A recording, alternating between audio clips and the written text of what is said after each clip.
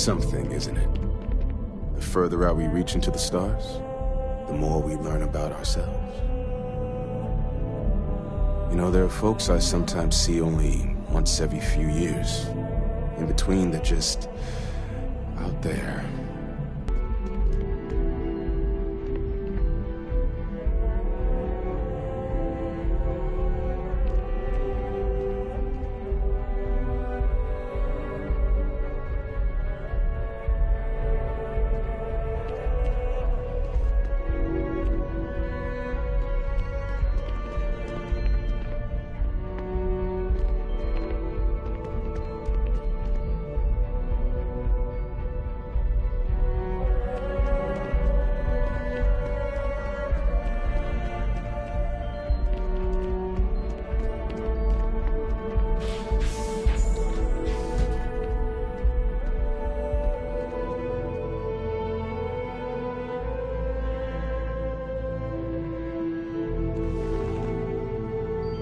Now that we have a little privacy, why don't you tell me exactly what it is that brought you two here?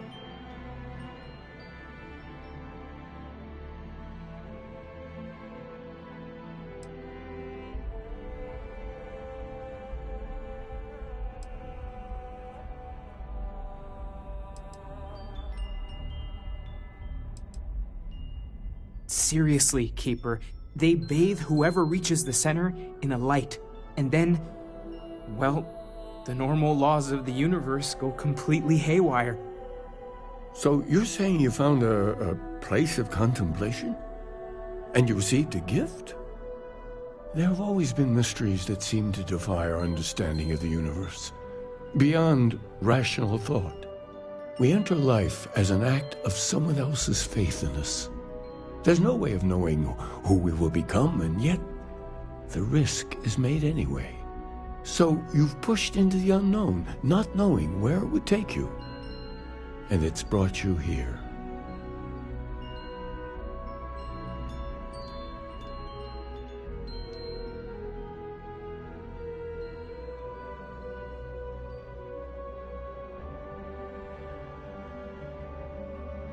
I think I can.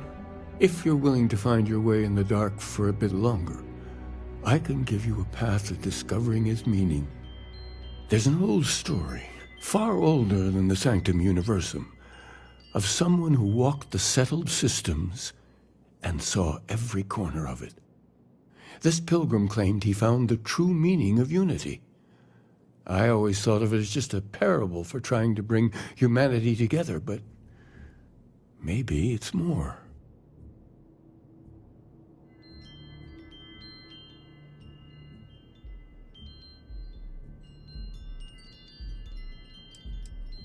I'm not sure if he was, but if what you're looking for is connected, then anything might be possible. In my story, the pilgrim met the founders of the House of Enlightenment and the enigmatic cult of the Varun, and he gave them each a part of the truth. Then he goes to his final resting place to live out the rest of his days in contemplation of infinitum addendum, his addition or contribution to the infinite. But what if the story isn't a metaphor, but a code, a way of finding the pilgrim again, or at least his grave?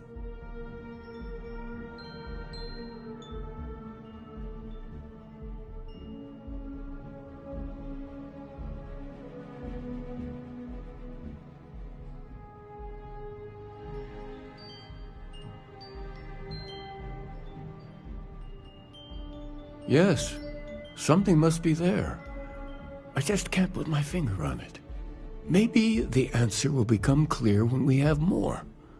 The House of Enlightenment and Varun have versions of this story.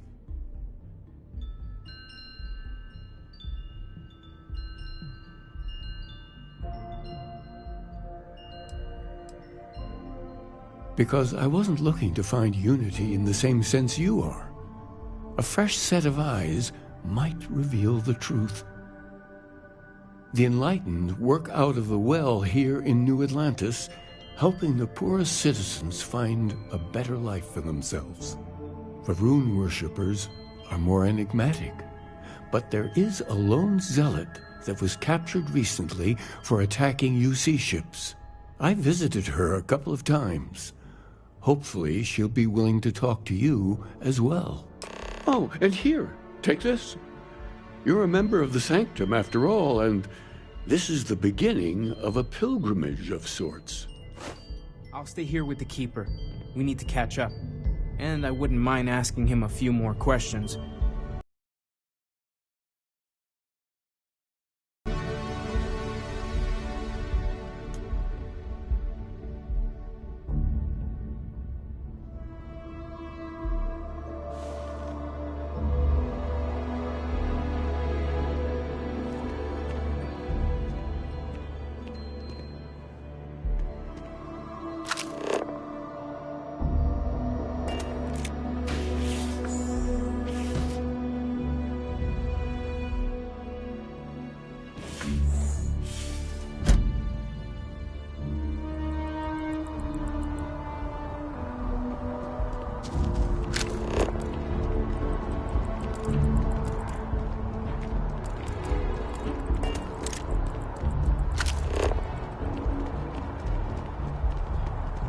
It's a shame House Varun abandoned their embassy. I bet we could have learned a lot. I have something I need to discuss with you. You've got something for me? Look, I wanted to take this opportunity to thank you. The fact that you risked your life to save me, I don't know what to say.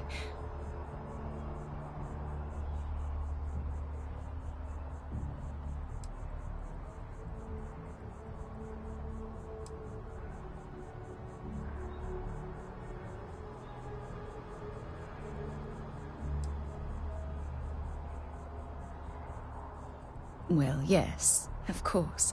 But that's beside the point. My only wish is that my rescue hadn't come at the expense of Barrett's life. He was one of my closest colleagues and a cherished friend. He always knew how to make me laugh. I'll miss him dearly.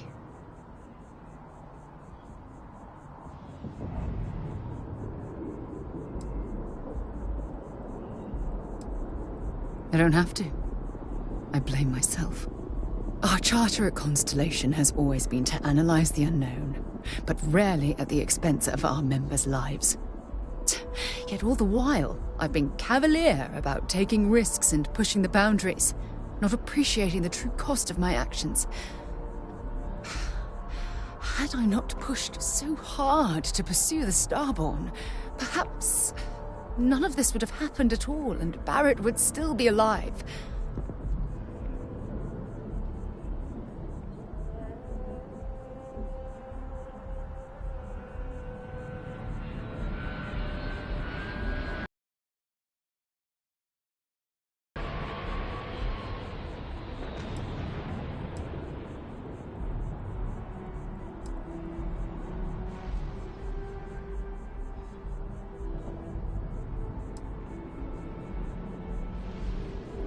I can't sugarcoat our mission statement.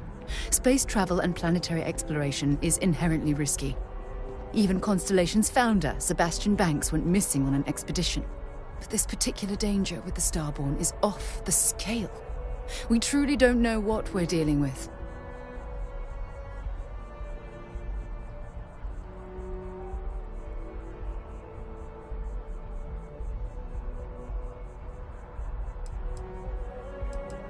Of course I can. Damn it! Why is this happening to us? We're explorers. Our curiosity pushes us to seek answers to life's mysteries. It's one of the core traits of humankind. Yet in return, this is what the universe throws at us. Beings from God knows where who are trying to murder us. Why? What have we done wrong?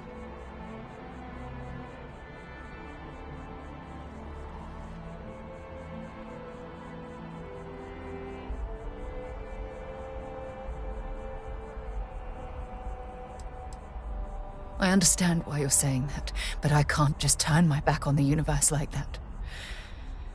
It's not who I am. The question is, where do we go from here? Do we stop exploring? Stop pushing the boundaries? Take a more aggressive posture towards the universe? I don't know where to begin.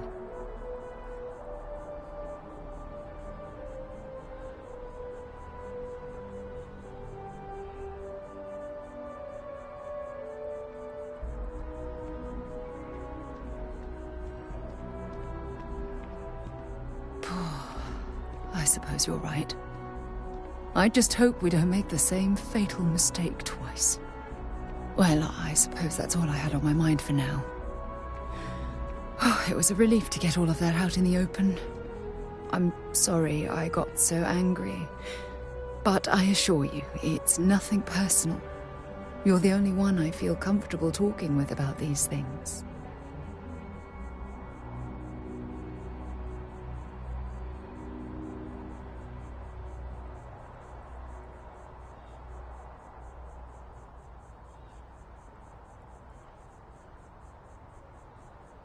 Thank you. Hearing you say that makes me feel a lot less guilty about monopolizing your time with my own problems. Well, we have a long road ahead of us. I suppose it's high time we get back to work.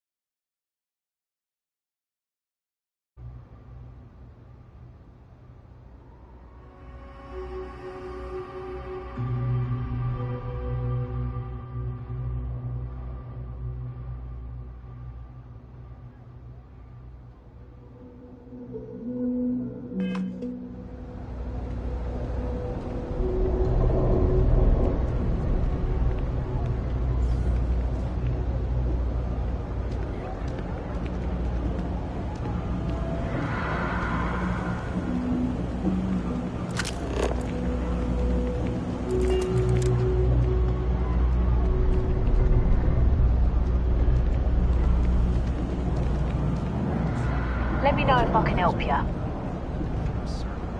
Hello.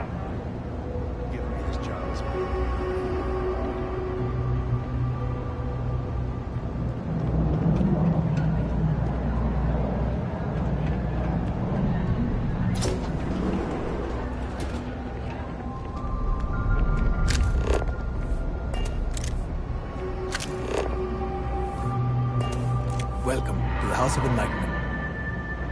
If it's about the financial or food assistance programs, we are backlogged. Don't worry, we're doing everything we can.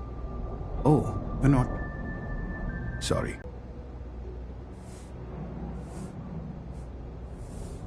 We don't mean to be intrusive.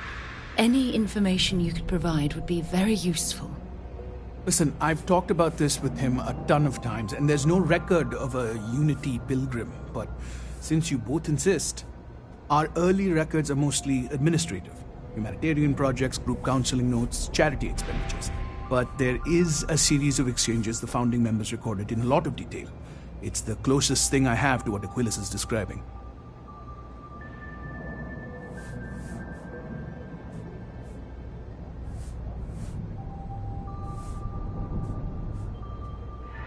A man walks into the first House of Enlightenment. The founding members just call him the Drifter. So they think he's a charity case at first, but no, the Drifter asks them a bunch of questions. If your philosophy is built on an individual's own morality, what about the second person? That second person might disagree. Isn't the problem of two what you're really looking for? And the founders respond, each individual must understand how the second person lifts them up. All of human effort is a story of cooperation pushing us forward.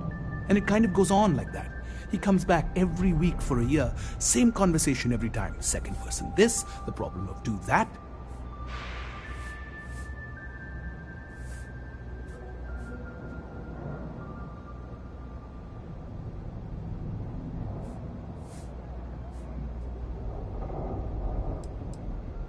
It's part of our core principles. There's no God pushing us to do good for some eternal reward. We have to help each other because we choose to. If no one takes responsibility for making the settled systems better, then we're just leaving it to the tyrants to bully the rest of us.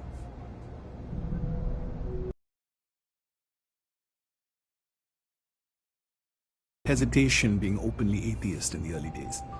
I think they were experimenting with writing their own scripture. Fortunately, that got abandoned pretty quick.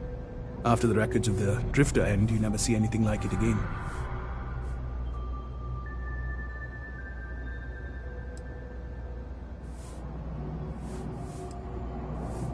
Besides what the Keeper would say about it?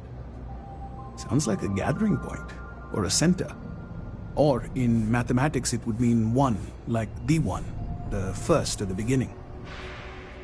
Always happy to help. If you'll excuse me, I've got a lot of aid efforts to coordinate.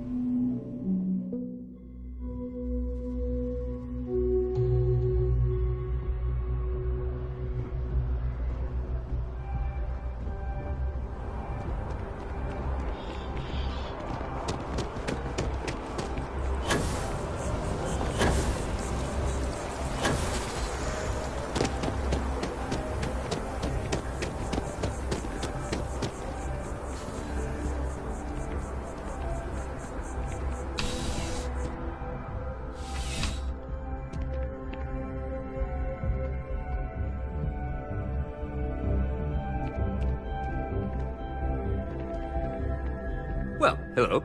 You hear about the job by any chance? The officer over there can help you with any bounty issues.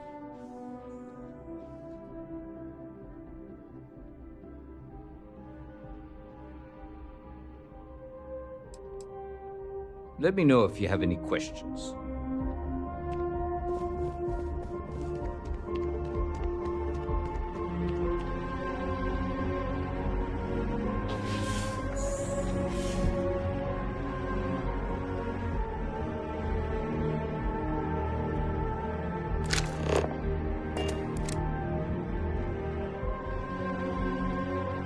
A visitor?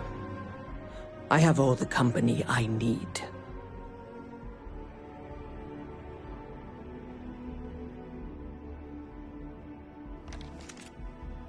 He knows not the truth.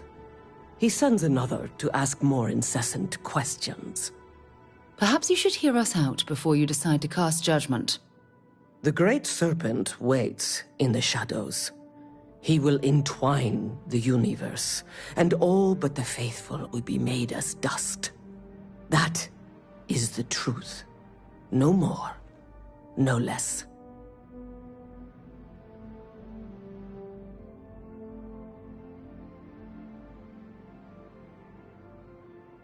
Anything you could tell us would be tremendously helpful.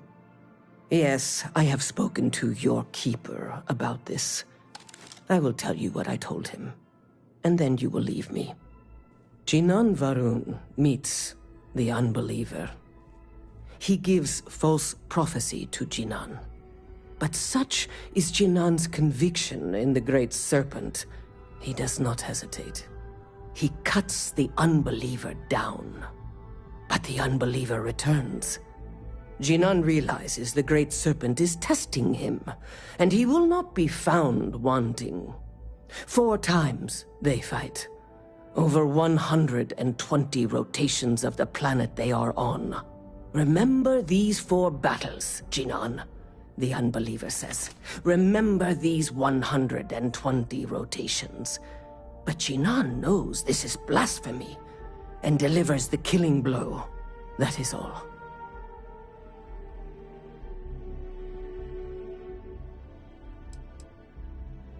I have heard of no such thing. If it exists, it is a shadow that the Great Serpent casts to deceive the faithless. Then we are done. Leave me.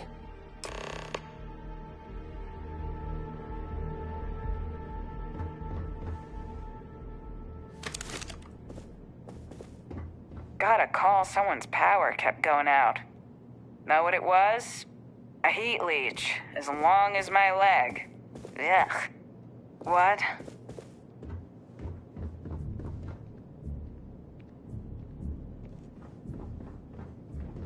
Keep your nose clean. Last thing I want is to charge you for a DP, an A&B, B&E, or heaven forbid, an MS. But at least then we wouldn't have to worry about it.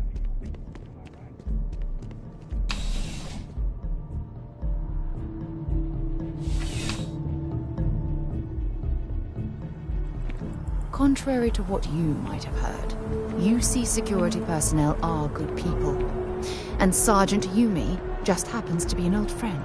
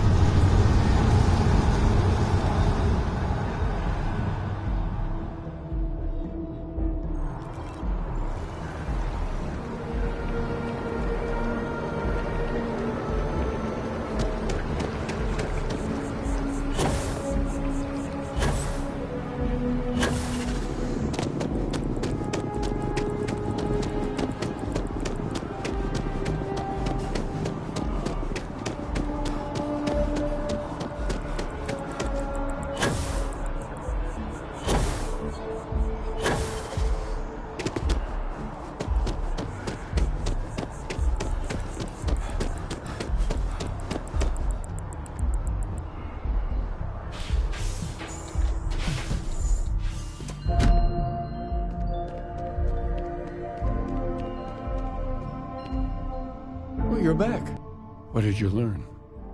Was there something hidden in their stories, like we thought?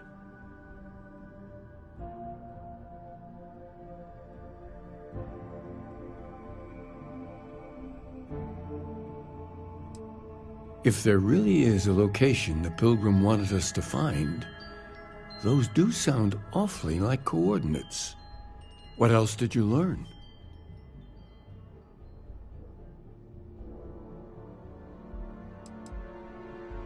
Yes. What he added to infinity. Maybe that points to a name. If we're looking for his resting place, we'd need to know the name of the star system, wouldn't we? Was there anything else? Planets are often named by number. That second might mean the second planet in the system. Let's see. We have something that could be coordinates. Something that could point to a planet in the system. But what's the name of the system? Infinitum addendum. What if we break down the parts? No systems named finite or add. That just leaves in and dumb.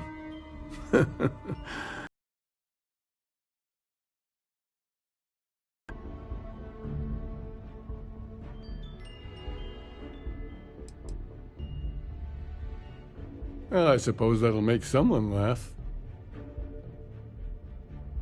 Yes, that's it. The second planet in Indum, at 4 and 120. That's where you'll find the Pilgrim's resting place. And from there, maybe you'll find the true meaning of unity. Before you go, you've now spoken to many different perspectives in our universe. In a way, you'll be carrying their philosophies with you on this journey.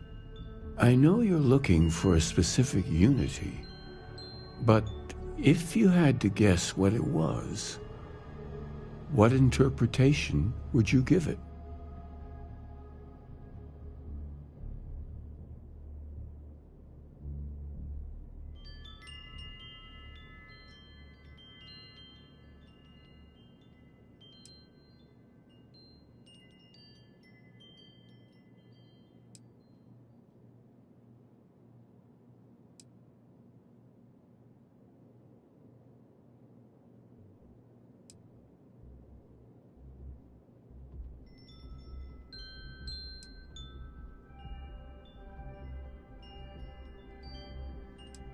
Conviction. Another word for strength. Can the truth not be revealed to the weak? Someone with doubts.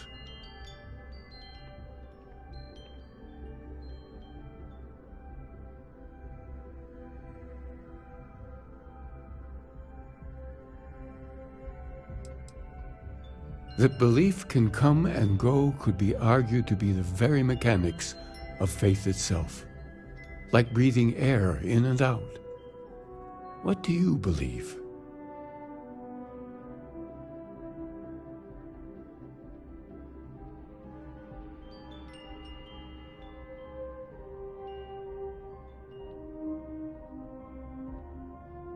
Your only path is forward, then? Finding the meaning of unity is a totality that you cannot ever step away from? Conviction is what gives all of us at Constellation our strength. Well, I won't keep you any longer. This has been fun, I have to admit. Go, find your truth.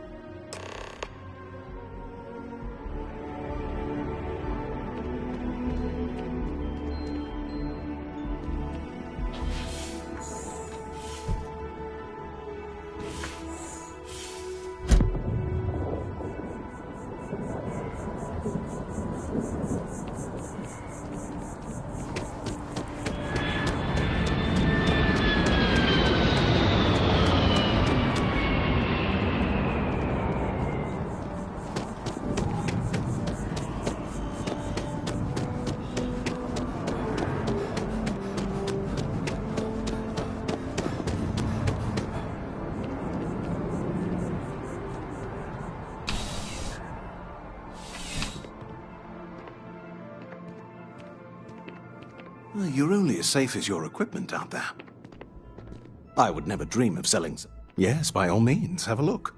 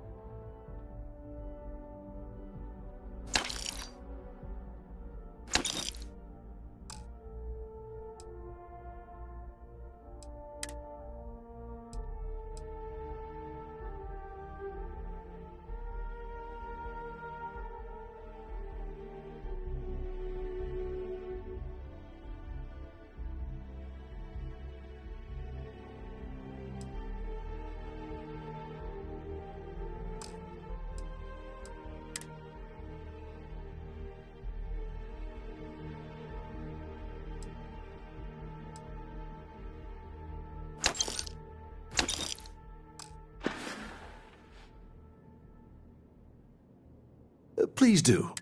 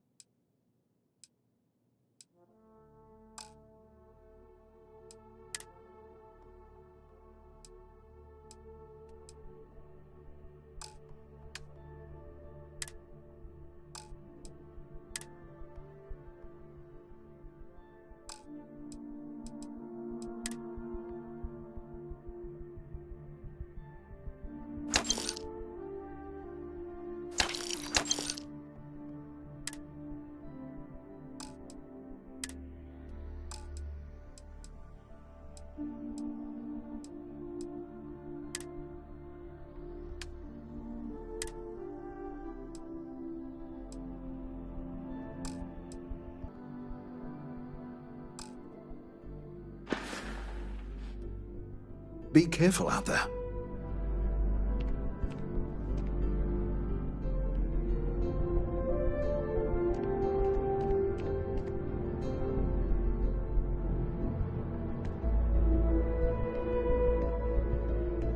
If there's anything you need, please don't hesitate to ask.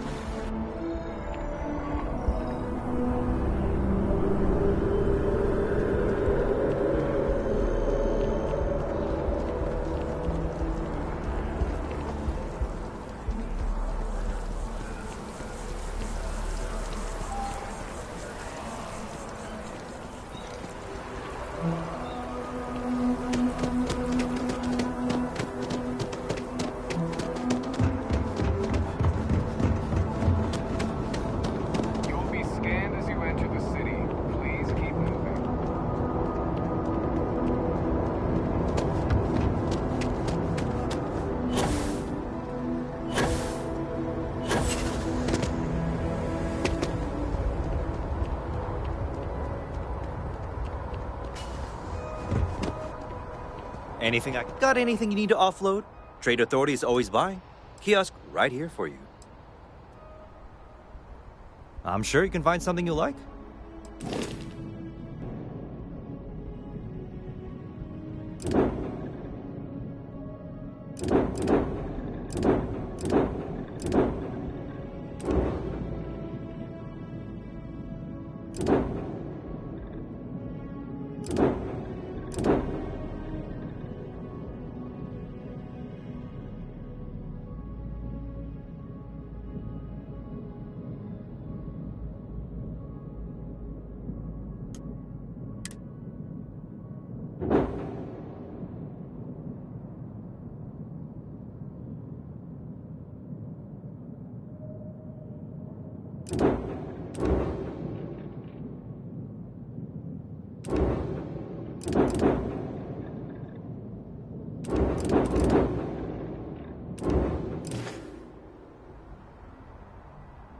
Sure thing. We'll get it fixed up. Good as new. Okay, no problem.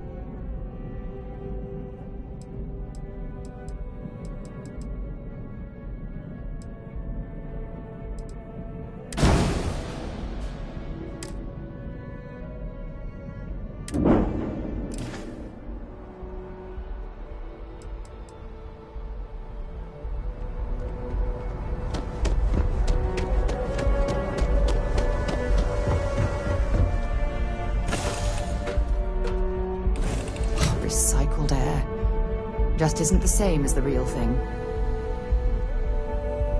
Do you need something, Captain?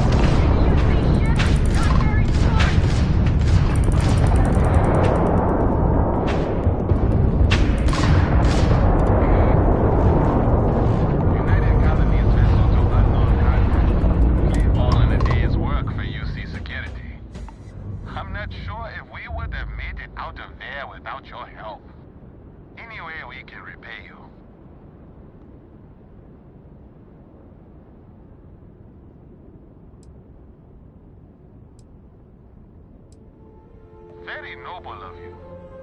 You take care out there.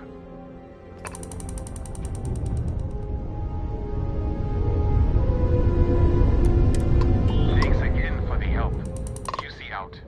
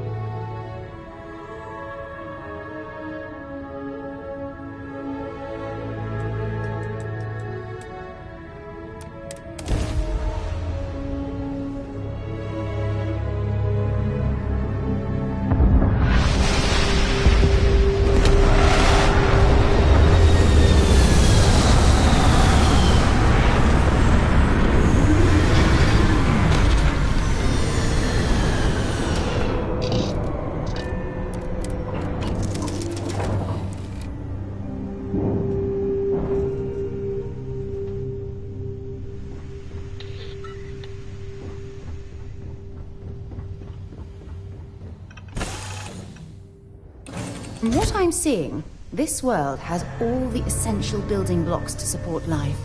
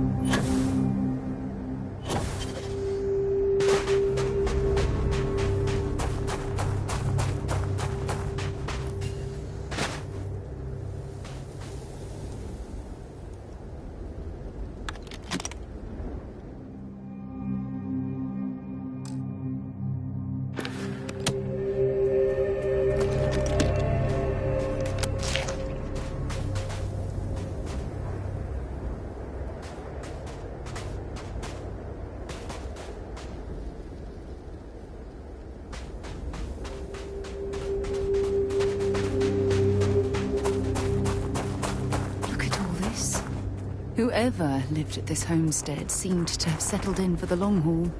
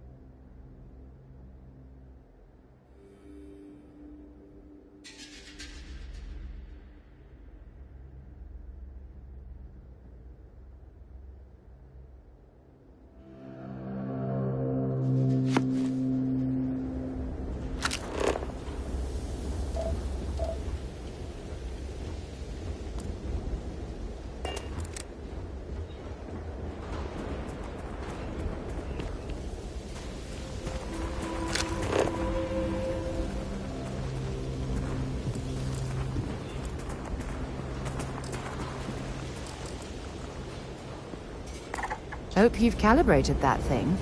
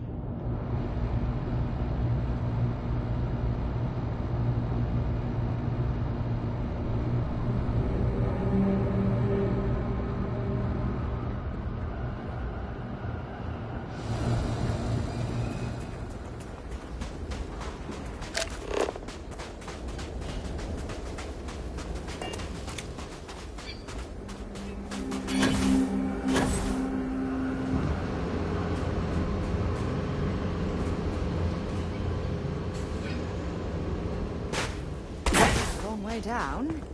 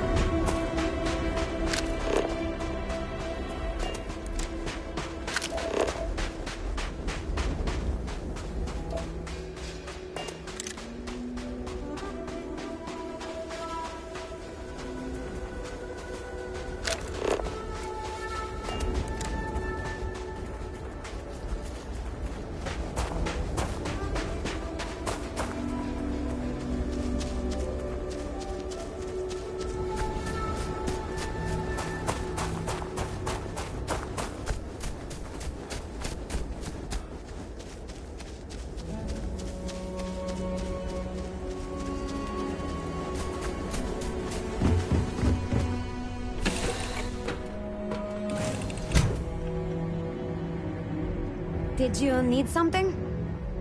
It's a great day in the space lanes, huh?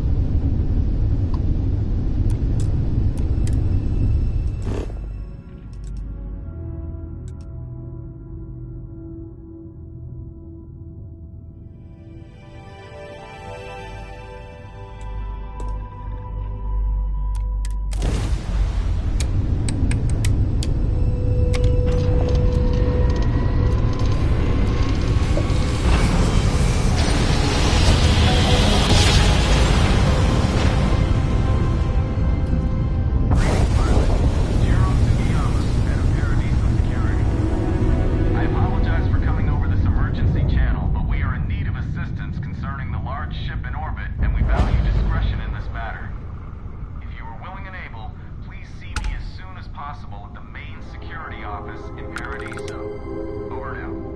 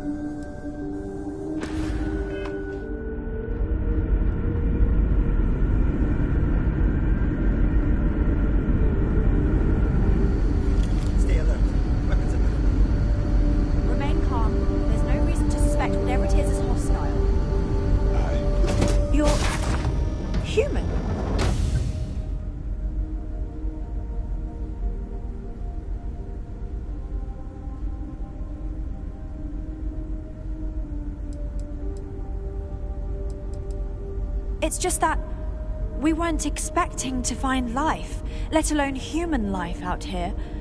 We thought we were the only ones to leave Earth. Imagine being cut off from humankind for that long. How terribly frightening that would be. Perhaps we should greet our guests. Of course. Manners. I'm Captain Diana Brackenridge. This is Security Officer Bomani Reader. And this is Dr. Mabuti da Costa, one of our elders. A pleasure to meet you.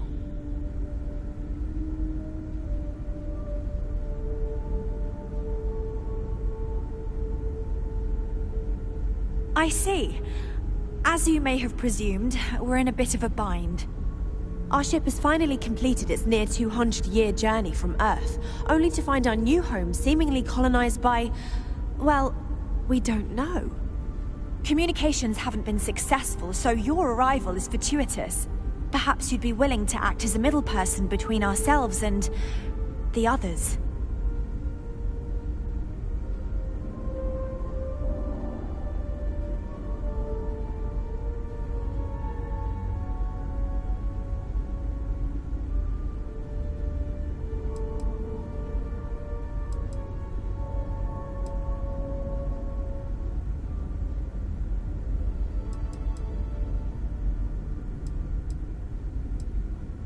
Ah, your question confirms one of our recent theories.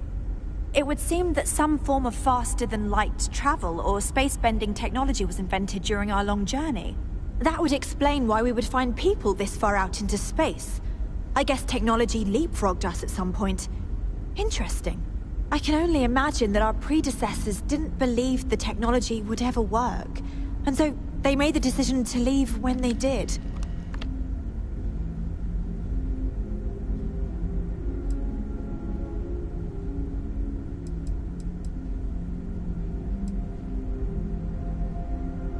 We're not entirely sure.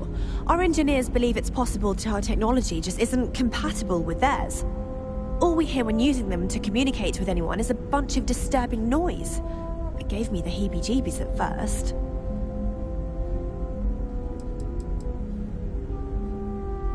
We do. Well, sort of. We saw structures using our surveying equipment. We've also seen the various ships pass us by. Some even seemed to want to communicate, but couldn't. Of course, we had no idea that they were being piloted by other humans.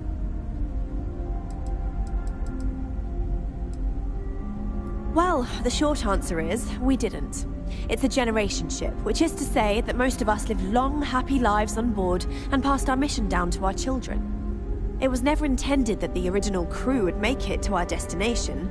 The goal was always the preservation of the human race above all else. Though, it would seem that was perhaps a bit presumptuous.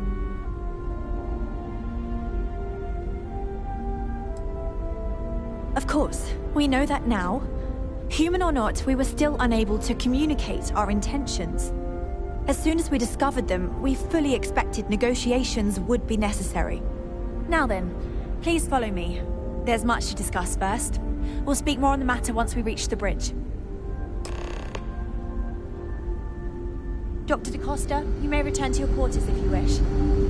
Thank you, Captain. I will follow you to the bridge, ma'am. For security purposes. I do not believe we have need to fear our guest, but I'll allow it if you insist.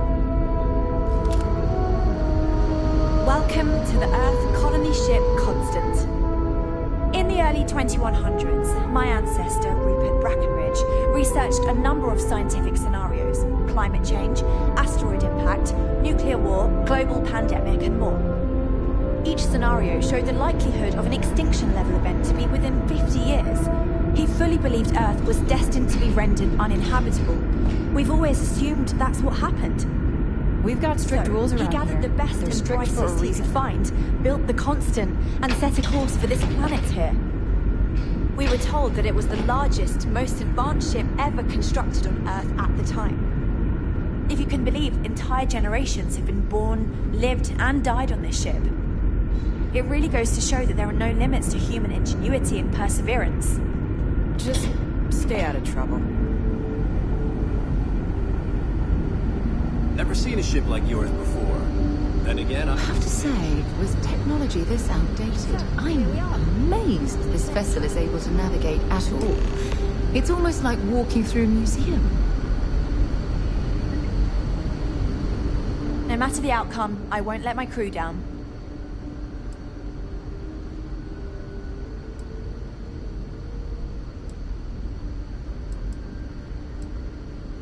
Well, as I mentioned, we've been unsuccessful in communications with anyone up until you arrived, though not for lack of trying. But since you're asking, maybe you'd be willing to be a sort of diplomat between us and them as we attempt to resolve our situation. Does that sound agreeable to you?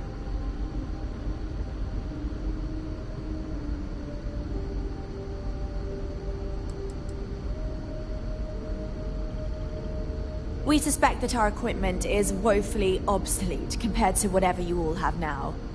In all honesty, we never expected to need to communicate with anyone, so our comms aren't particularly robust.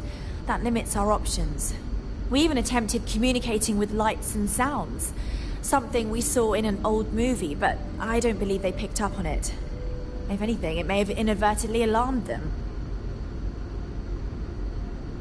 We know there's a settlement on the planet below, meaning people were here before us. You see, we intended to settle here, but we assumed that they intend to defend their claim given their presence here. We'd like you to go speak to them on our behalf and help us negotiate a solution, preferably one that favors us.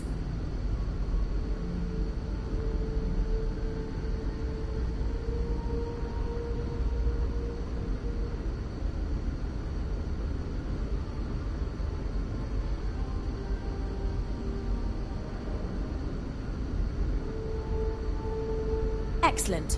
Make no mistake, this is our planet, and we intend for them to see this our way. So, speak with their leadership and see if you can negotiate a solution on our behalf. Preferably, get them to see things our way. Report back to me and let me know what they say, and we'll go from there.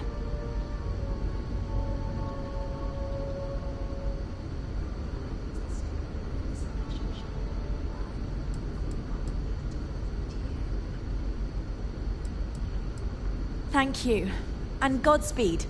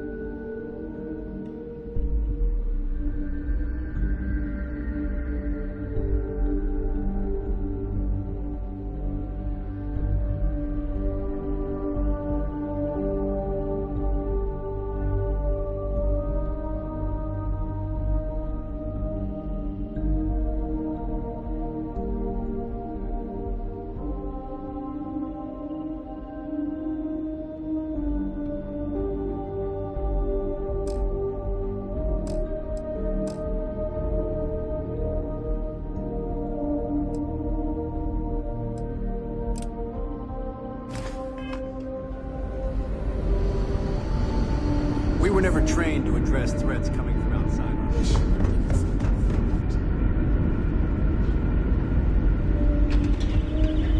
Now that we know what's out there, is there gonna be more?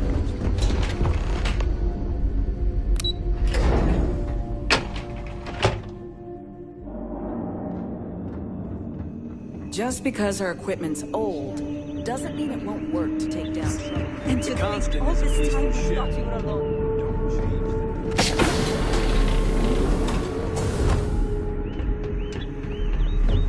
Boy, am I glad you put some sort of... I've lived my entire life.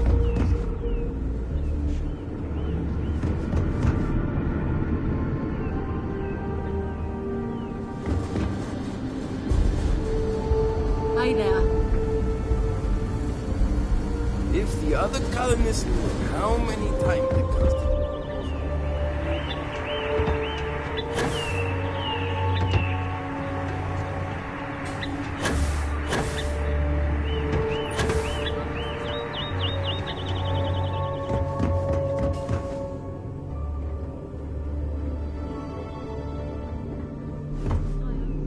There's so much more to learn about now.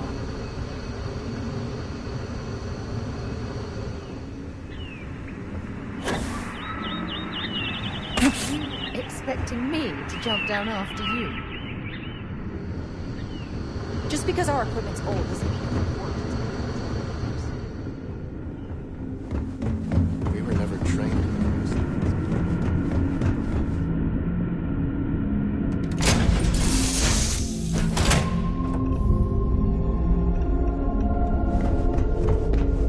Do you need my help?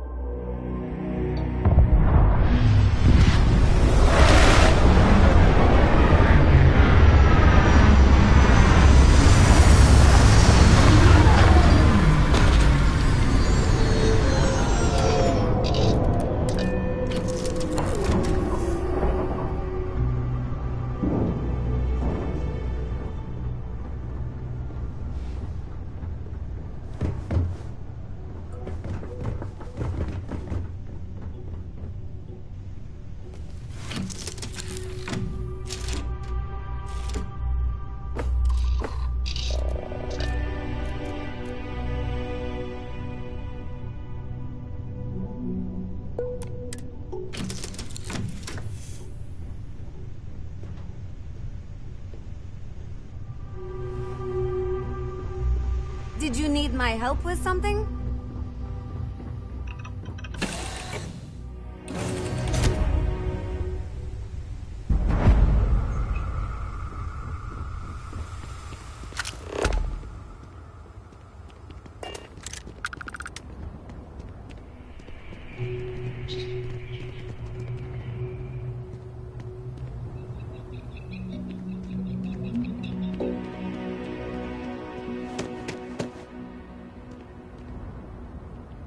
Your safety is our #1 priority.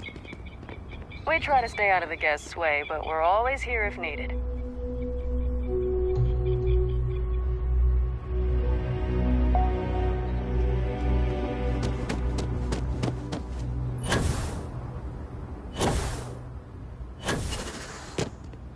Paradiso security is only here for your safety.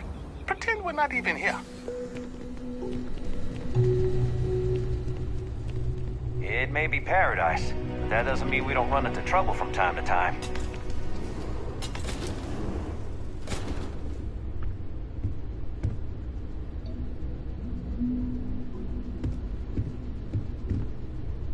Welcome to Paradiso. Jiro Sugiyama at your service. Do you have a security concern, or is there something else I can help you with?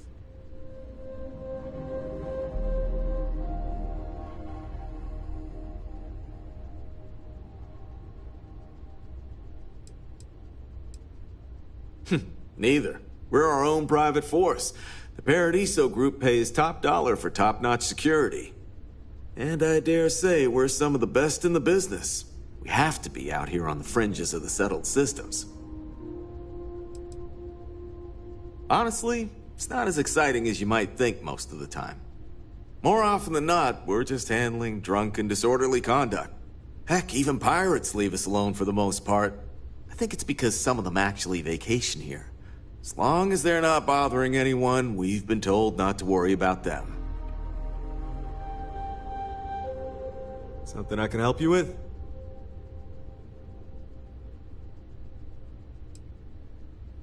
Oh, it has a name. Good. Then you're already familiar with the situation, I take it. Do you know what they want?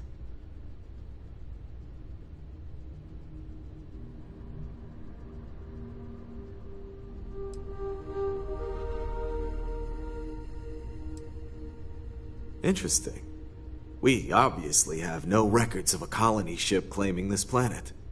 Whatever the case, you'll need to speak with Oliver Campbell, a CEO for the Paradiso Group. He's in charge of bringing all formal decisions before the board and helping to make calls on them. I'll let him know you're on your way.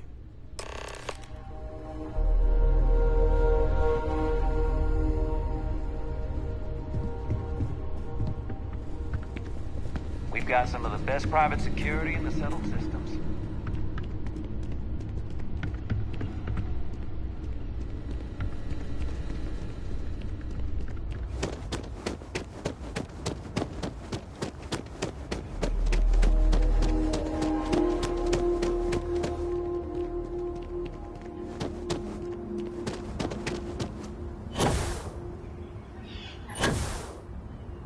You'd think we'd be a prime target for pirates, but they know to stay away for the most part.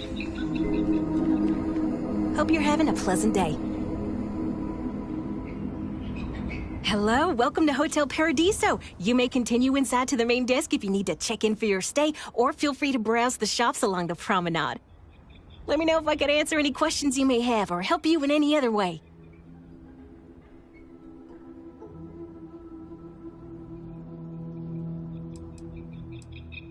If you have business with Oliver, you'll first need to speak with Kiwi, the board's executive assistant. You'll find them if you take the elevator up to the top floor and go down the hallway. For that, you'll want to head inside, go to the main desk, and speak with Dirk. He'll be more than happy to guide you through the check-in process. Unfortunately, the beach is reserved for hotel guests only, and that goes for the entire planet's beaches. The Paradiso Group owns all land on Parima 2, so you must either be a resort guest or have prior authorization for any public or private beach use. But, and you didn't hear this from me, security rarely has the bandwidth to patrol outside the main resort.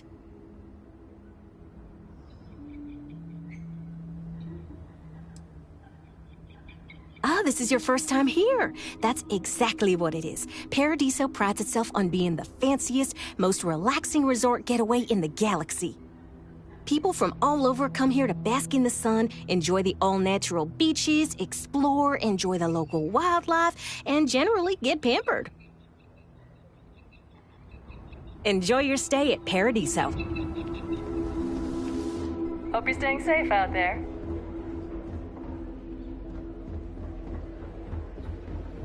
Oh, this looks like a lovely place for a stay. Might also be the perfect time to stop for some food or tranquility. When you have a moment, I'd like to speak to you. Remember our last conversation, when you told me the artifacts made you feel like you were being pulled across the entire galaxy? Well, it got me thinking. So I dove into our archives and started looking through Constellation's older journal entries. Just because I wasn't familiar with the experience you described, doesn't mean the same might have been true for my predecessor.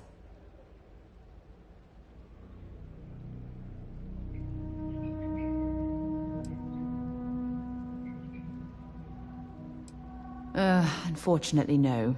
Other than you and Barrett, there were no records of direct encounters with the artifacts. I have to admit, though, I did get more than a bit sidetracked reminiscing about old times. Really? I'm surprised that I haven't. After reading those journals, all of the pleasant memories of my time spent with Aja just started flooding back.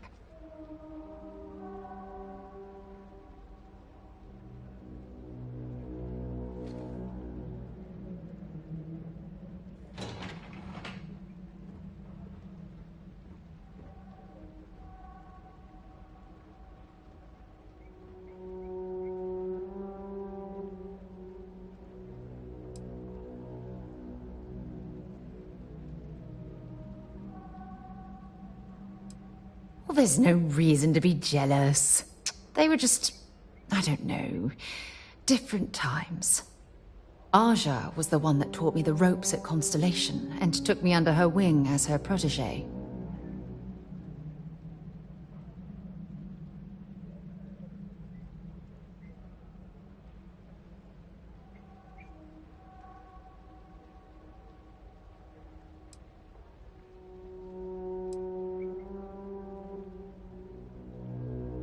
Yeah, I thought so too. That's why I adopted her methods. You know, Aja and I logged quite a few interesting discoveries together. But it was the journey itself that I'll never forget.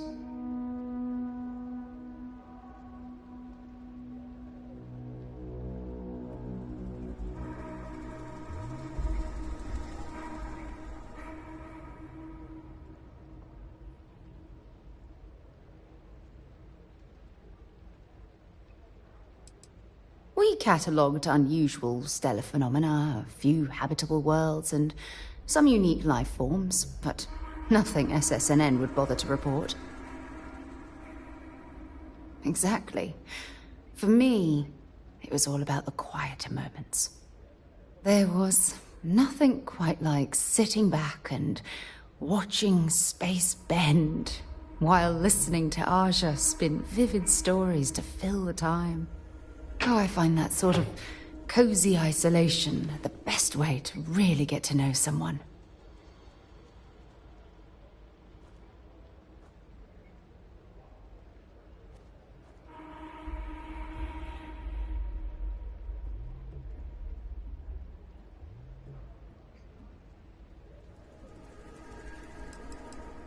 Yeah, you know, being alone in interstellar space, nothing but light years of black around you.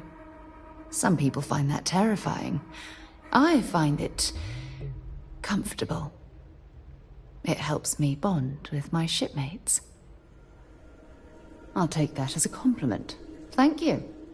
You know, all this talk about Aja reminds me that my time with her was a gift. I miss her dearly.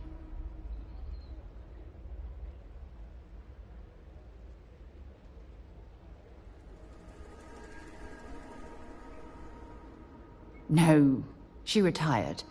Living on Porima 2 now, I think. Come to think of it, if we're ever out that far, perhaps we could pay her a visit, and I could make proper introductions.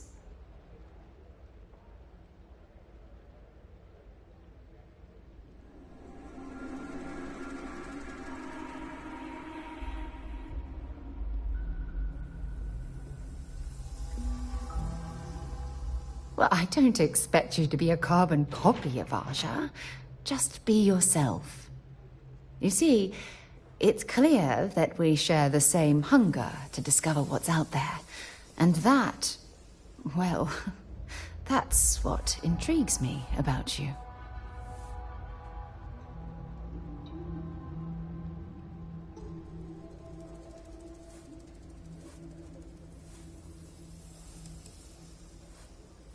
I don't know if I deserve to be that close to anyone right now.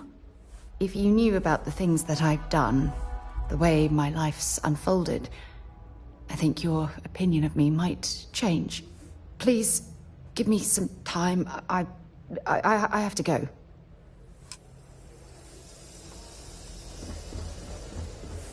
Don't worry about us. We're just here to keep the peace.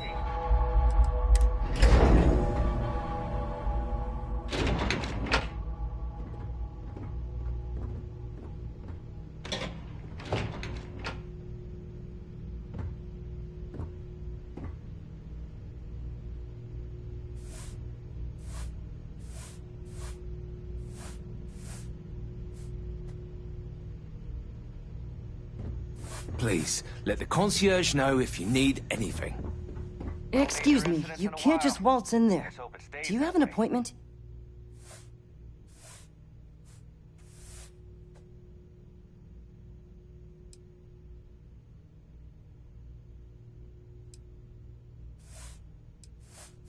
I really don't, and I can't have you barging in on the executives while they're working.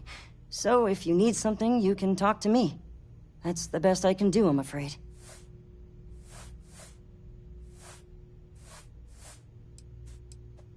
Oh, you're the one they're waiting for then. Do you need anything else from me before you meet with the board?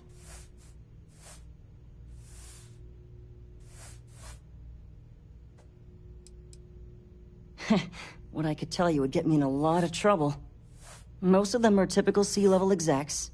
I doubt you even need to use your imagination for that. The ones that show up to work day to day, at least. I swear, I've never even met some of them, because they chill at their own private, secluded beach homes all the time. Anyway, be smart around Oliver.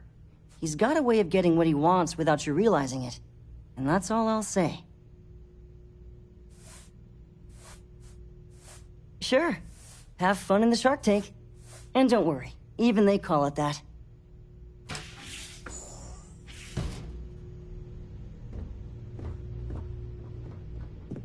I just feel that we should be focusing on the natural beauty of this planet, not our amenities. There are millions of planets out there. People can go to any one of them. The resort facilities are precisely what we bring to the table. Heck, it's the only thing we've really got to offer. I don't want to risk us coming off as just another artificial, shady, trash-filled dump like Neon. I didn't realize That's Kiwi not was who letting we people in are. here. We've got something special here. We should embrace that.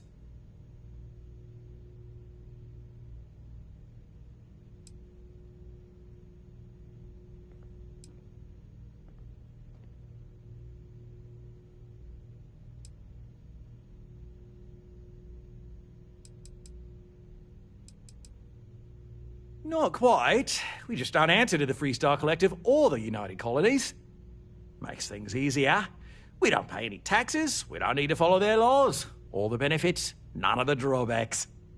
And no one minds, because half the politicians and other big shots love vacationing here. Works for everyone.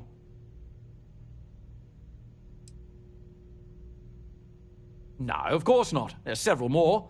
We're just the ones who show up day to day. The others spend their time lazing on the beach or gallivanting off-world. Doesn't bother me, though. Less cooks in the kitchen means I get to make all the big decisions around here. Seems to be working out for us just fine. We, the Paradiso Group, bought the rights to this planet years ago with the intent of turning it into the biggest and best resort in the universe. To that end, I'd say we've succeeded. As such, no other leisure enterprises may operate on the planet without renting land from us. But as you can see, none can afford such a deal.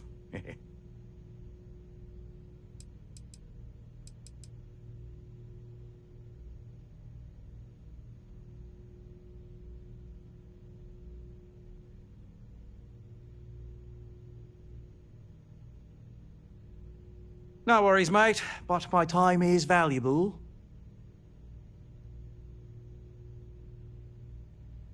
I am. And you must be the diplomat Jiro told me about. Welcome, welcome. Normally I'd offer you an all-inclusive stay at our resort before we spoke. But given the circumstances, I'm going to cut to the chase. We've got our friends, the aliens, up there causing all sorts of problems for our resort. You like that? The marketing team came up with it. The thought is, if we can't get rid of them, it might actually attract more tourism. Come see the aliens!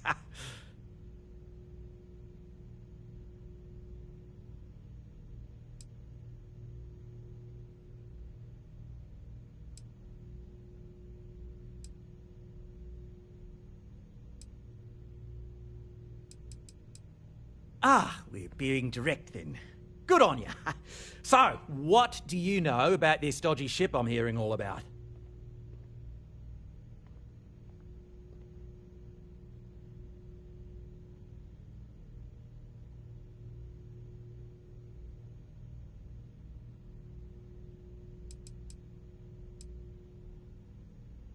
Bonza! That means we got 'em right where we want 'em. Now, tell me, what are we going to do about it? Give me some proposals, people. I need something to work with here. We could offer to resettle them here. There's more than enough space. They could stay here, temporarily, but it'll cost them. Quite a bit, too. They'd need to work off all their debts before being allowed to leave. Maybe not. What if we help them get out of here? Outfit their ship with a grav drive so they can find a new home. We could even lend our engineers to help and give their captain an updated star map. What do you think? Sounds costly. We can't absorb that cost, and it's unlikely they even have compatible currency, let alone enough for the transaction. Someone else would have to foot the bill. Oh, I swear this would be a lot easier if they ceased to exist entirely. Anyway, Seema's got the right idea. Either works for me.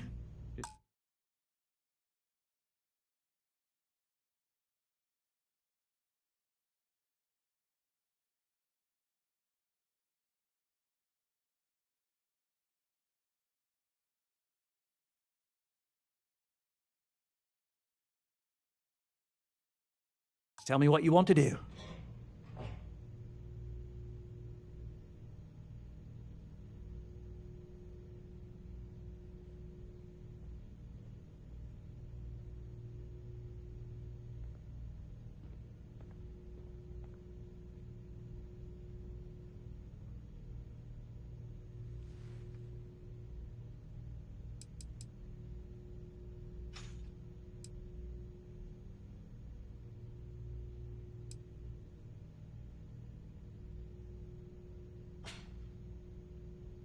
We own this planet, they don't.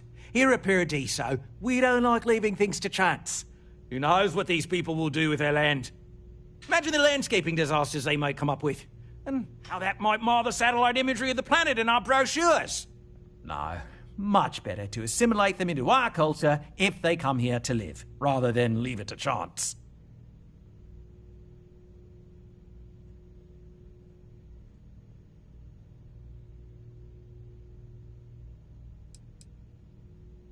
Him?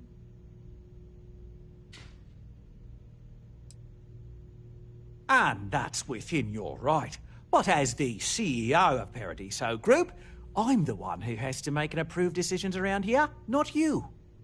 So, as much as I appreciate your feedback, it's not in the best interest of the Paradiso Group to take it into account.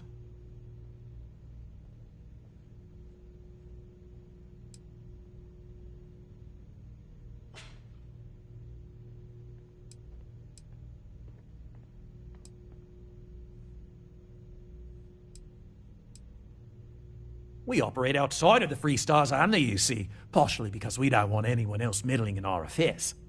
And we'd rather not draw attention to it. As I've mentioned, it could be bad for business. We'd much rather settle this independently. Oh, I didn't say that specifically. This would be a mutual contract for room and board in exchange for services rendered. Of course, there's no telling how long this arrangement will last, given the substantial costs we'd need to take on in order to accommodate them here, including their continued room and board. But this may save the resort on operating costs in the long term, as we'd be able to let go of some of our current paid staff. It's not our responsibility to bear the brunt of that cost. We're being more than generous by offering the use of our engineering team to help install it. A custom grav drive can't come cheap, and I assume they have neither the monetary means nor the connections to get a hold of that kind of technology. That leaves the only other party in this negotiation: you.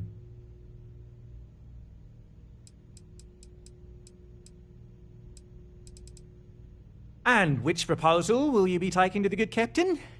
I assume there's a captain?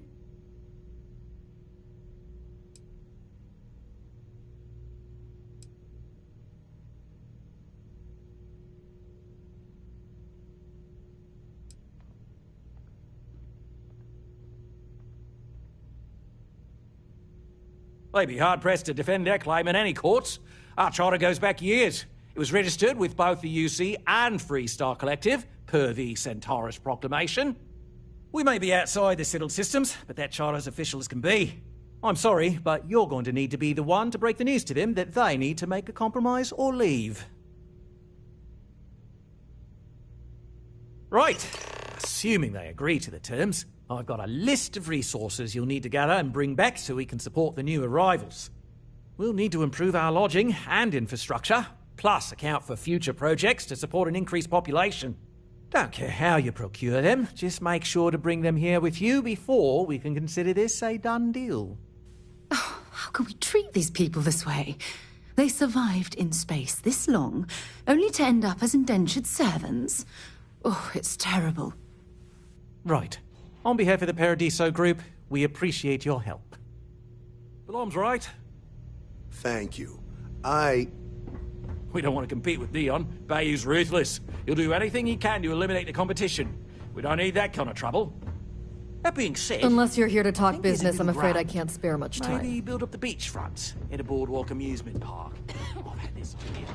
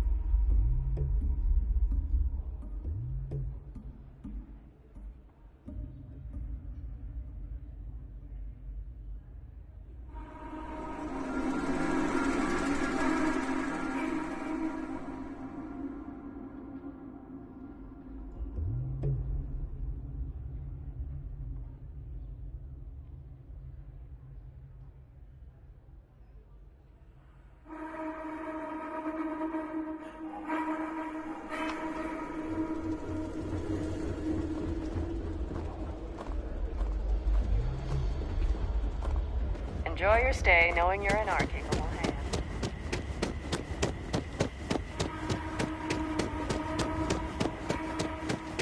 Yet another nice day in Paradiso. Oh, Paradiso is absolutely beautiful. Can you possibly imagine a more tranquil place for a resort?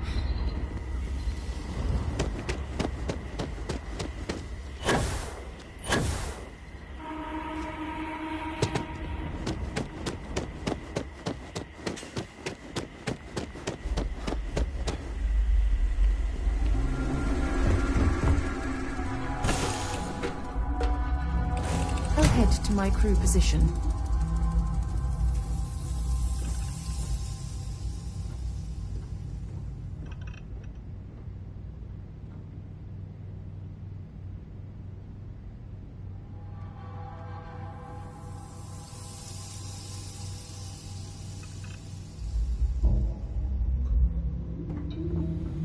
Got a new assignment for me?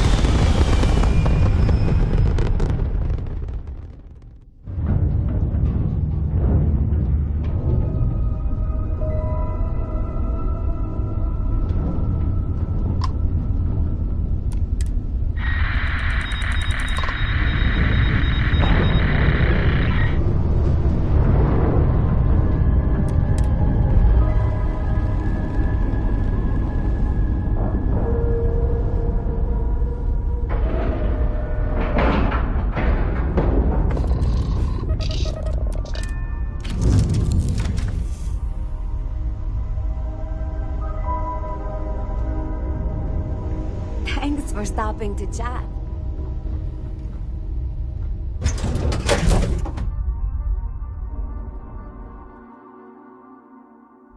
Things for you.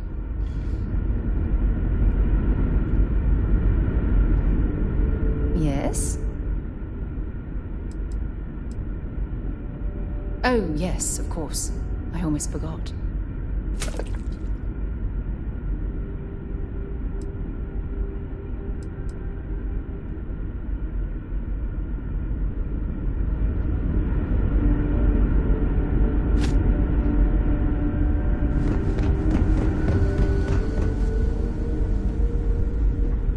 The Constant is a peaceful ship.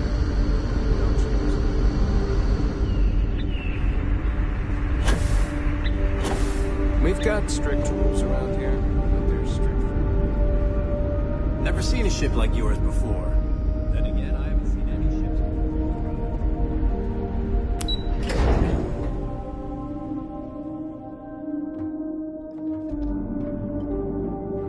ships. Just stay out of trouble.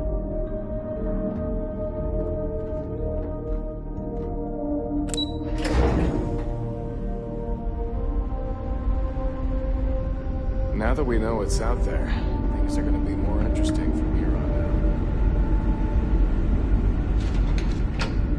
The Constant is a peaceful ship. Don't change it. I wonder, what else It is out definitely takes a special type of person to live their entire life, birth to death, aboard a single ship traveling through space.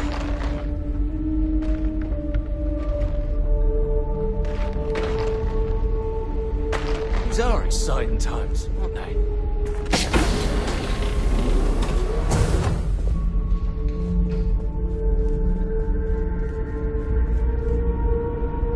Never seen a ship like yours before. Then again, I haven't seen any ships.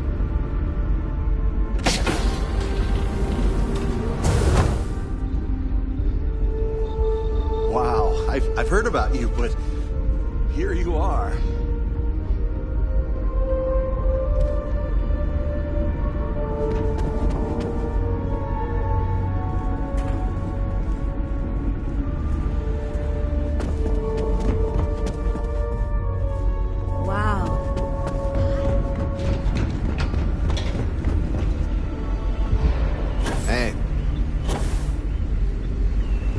know what's out there, things are gonna be more interesting from here on out.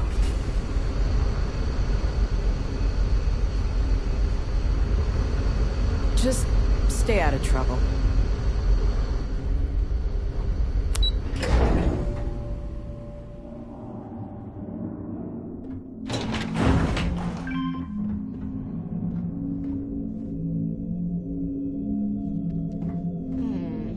I wonder how many other planets are out there that we can live on. I bet there's a million.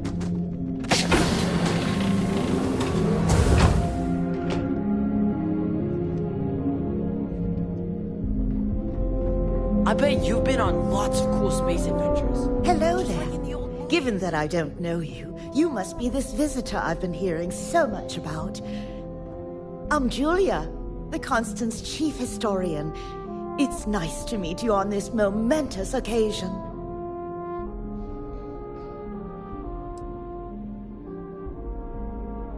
If you ask around, people will either tell you my job is absolutely critical to the mission, or I just hang out, read, and watch movies. There's more to it than that. Officially, I'm assigned to the role of chief historian. Generations ago, it used to be lawkeeper of humanity, but that seemed a bit too lofty. While I don't think my job is as important as captain, engineering officer, or cultivation manager, it's still vital to our mission.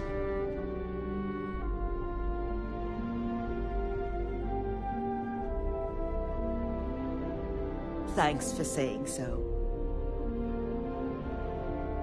I hope you'll come back. There's so much to learn. My mom and dad were scared when you came on board, but I don't know why. You seem okay. I'm glad you're not an alien, but that would have been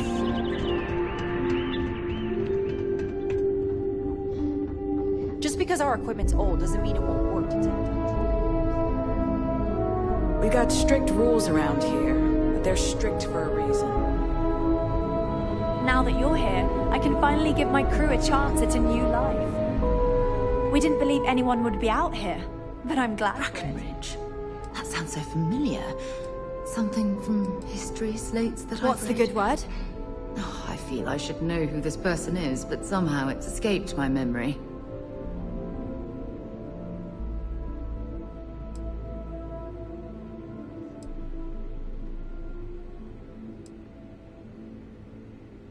Then I'd need to know what that catch is before I could form an opinion.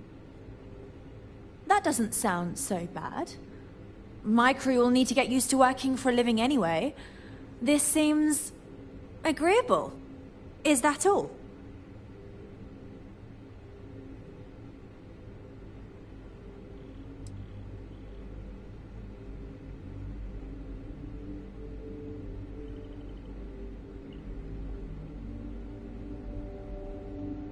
I'm not sure what we can spare.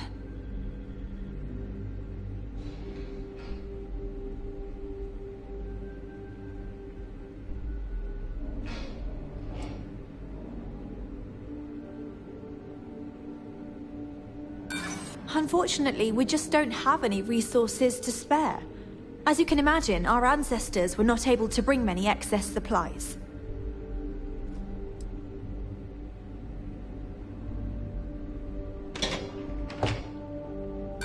And I'm telling you that I'm not sure we can spare... Yeah, I hope so.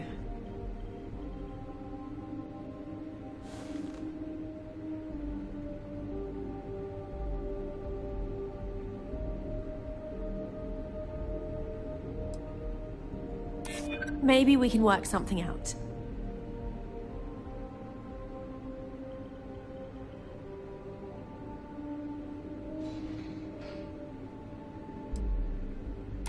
I'm not an unreasonable person, you know. Tell you what, talk to Daisuke, and he'll get you what we can spare. If you succeed, we'll see about finding some other ways to repay you as well. Thank you.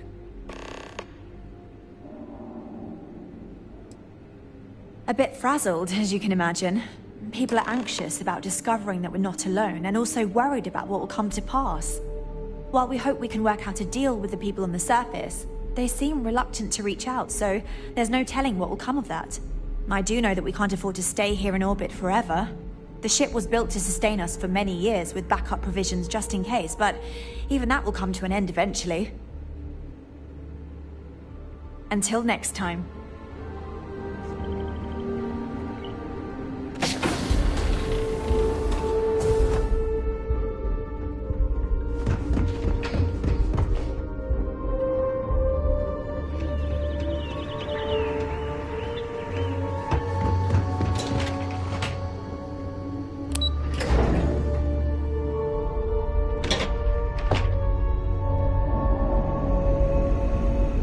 Sure is nice to know there are other people out there. Hi there. Oh,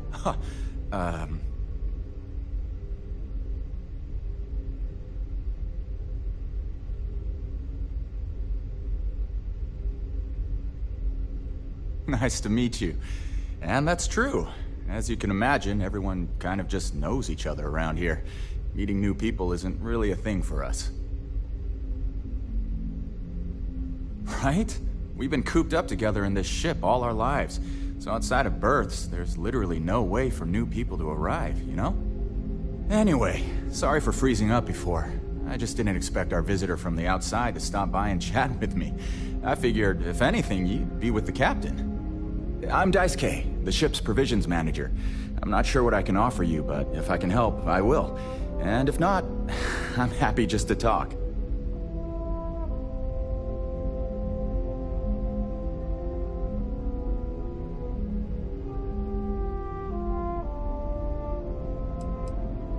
We manage. I know back on Earth, there used to be stores all over the place. Some that even specialize in specific types of goods, if you can imagine. But here, this is it. We have very limited supplies. Most of our stuff is recycled. Even the food. In a roundabout way, if you know what I mean. It works out for the most part, because it has to. You'll sense a running theme with that around here. Not really. Things don't work that way here. It's not a shop like you hear about in the books and movies, or, where you're probably from. Almost everything is communal or shared in some way, but sometimes people want a little something extra or special for themselves. So when that happens, they come to me. Mostly, I just keep track of the ship's inventory and help ration the supplies so we don't run out. Oh yeah, she sent me a message. I have everything for you right here. It's all we can spare, so I sure hope you come through for us. Need anything else? See you around.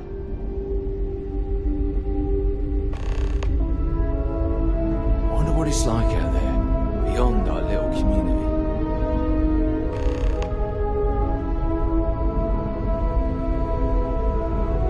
And to think, all this time, we thought we were alone.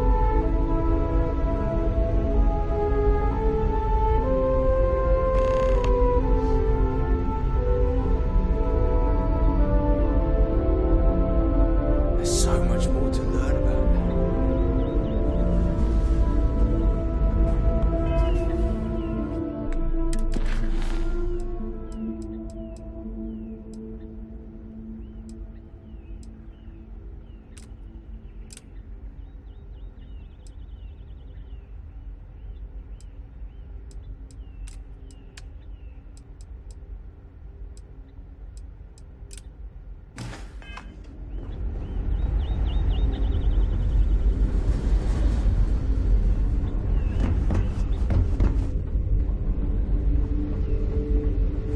Boy, am I glad you want some sort of...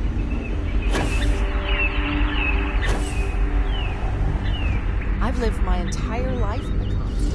I'm not sure how else to... We were never trained to address threats coming from outside our ship.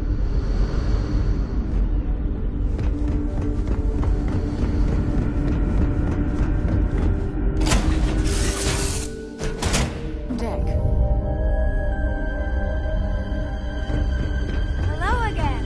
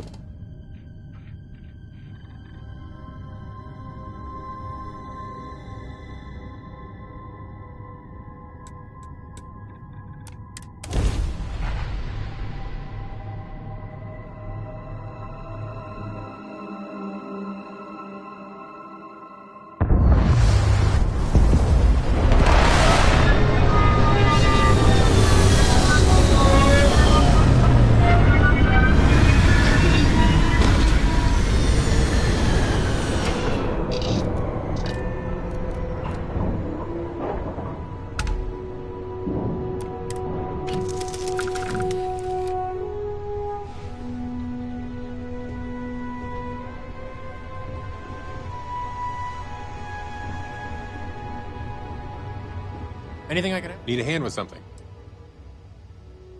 Finally, some action! I'll catch up with you later then.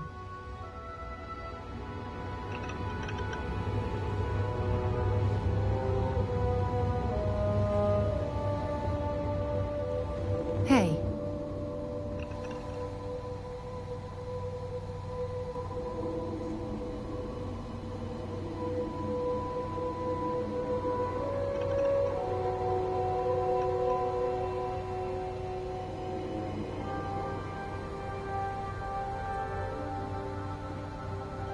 I'm listening.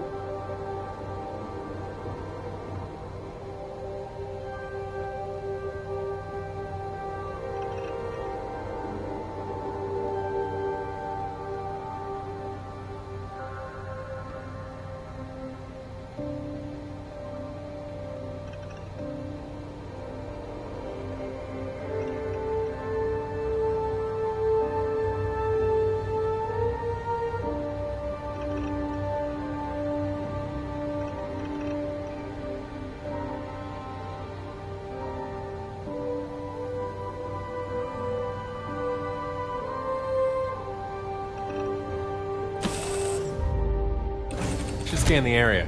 Might be something out there.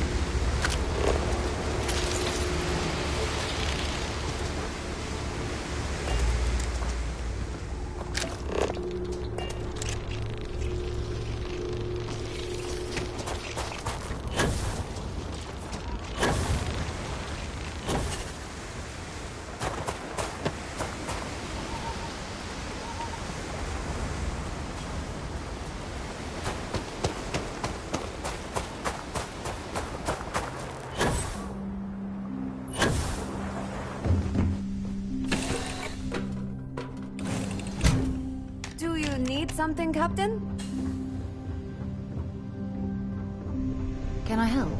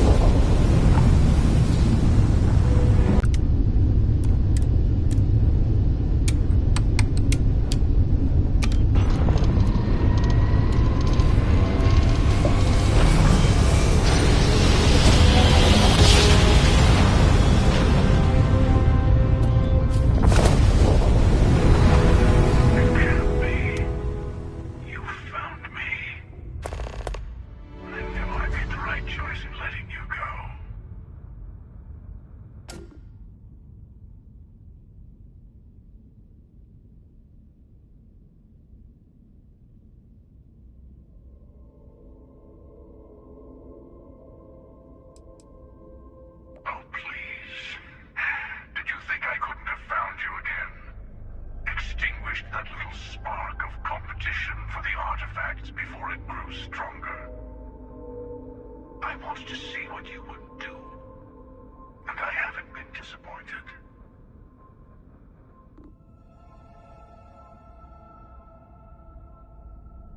You did. Now it's all starting to make sense.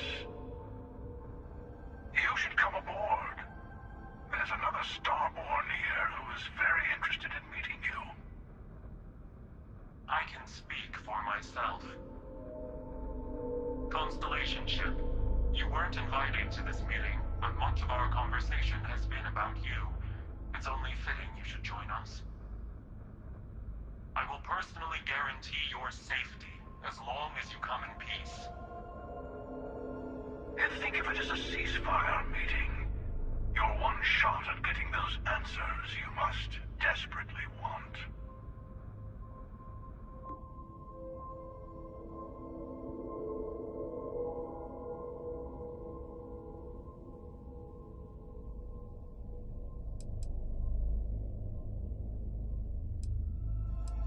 Not a bad description, actually. We'll explain when we meet. In person.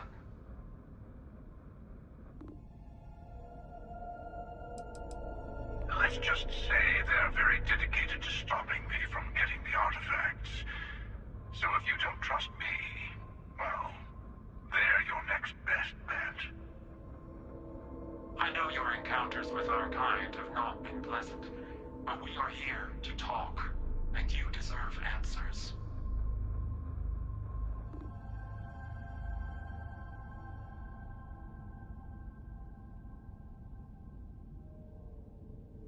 Good. See, we can all get along.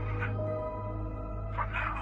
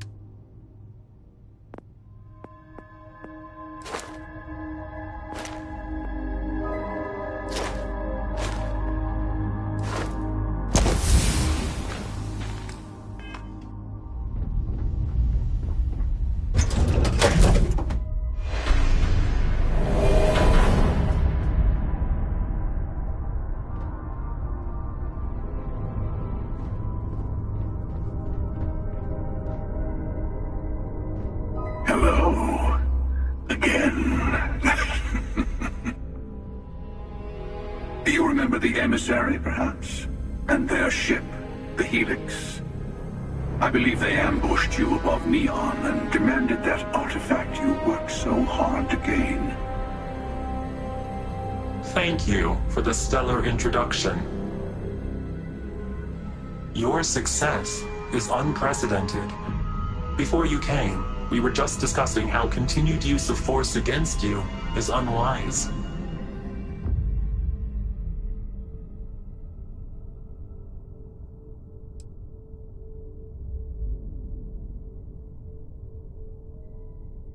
Yes, we did.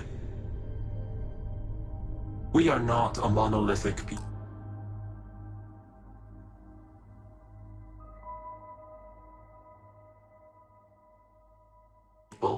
The Starborn are individuals. Some are united in cause. Others are in it for themselves. We are all in it for ourselves. Some of us are just more honest. The emissary threatened your ship, demanding demanded you hand over your artifact. How is that so different from what I did? We needed to warn you off. Every encounter with one of our kind could spell disaster. For whom, exactly? I say whoever can collect them should.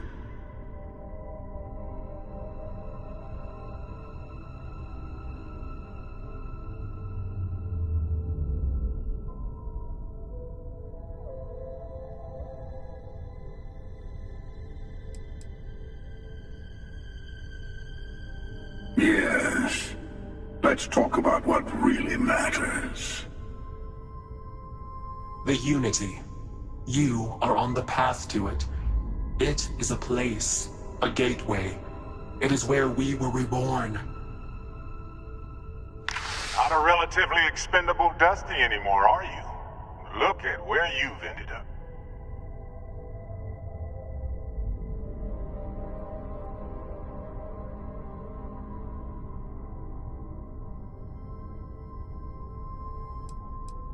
I'm not who you think I am.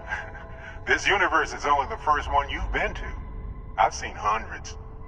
Where I came from, I was the one who stayed at the lodge to protect the artifacts. You died on board the Eye while we held off the Hunter. One of me, at least. I collected the remaining artifacts, and they opened the way to the center of my universe, and the doorway to an infinite number of others. That is the Unity. When I stepped into it, I became a Starborn. It's how I've entered other worlds, including yours.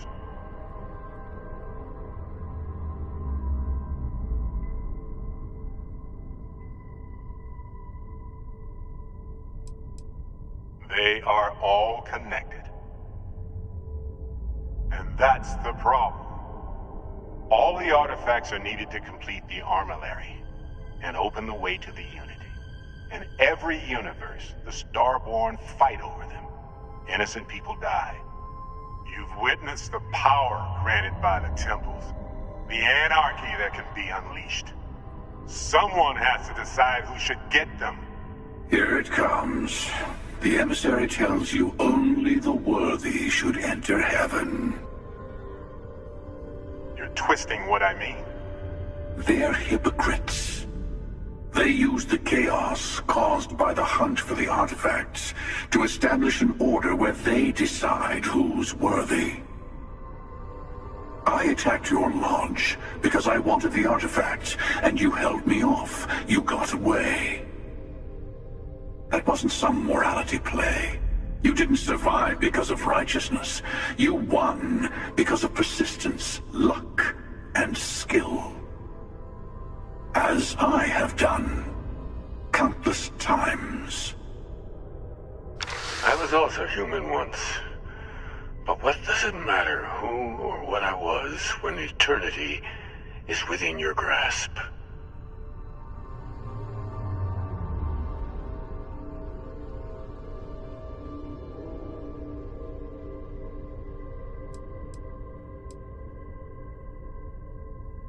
It means I've seen thousands of universes, collected their artifacts, been to their temples.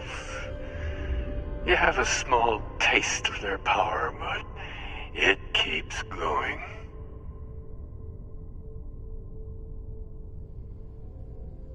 You're learning. My other self wants you to walk the path he walks, to give up, to appreciate the universe you have. Easy for a person who's seen everything, done everything. I think you should see it for yourself.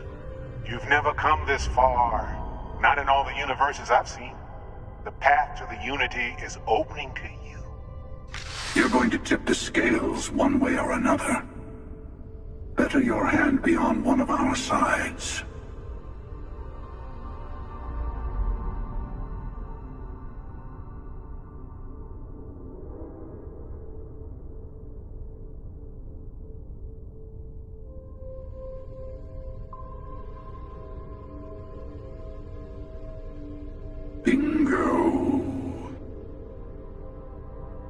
I wanted truce between all three of us. Give you some time to think over which approach to the Unity is the one you want. Mine or the Hunters? Yes. Let's see how willing you are to live under someone else's rules. Just remember, one of us isn't trying to judge you.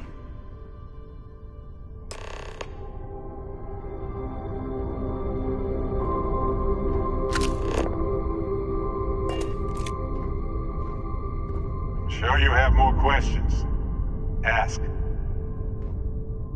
I'll tell you everything I can.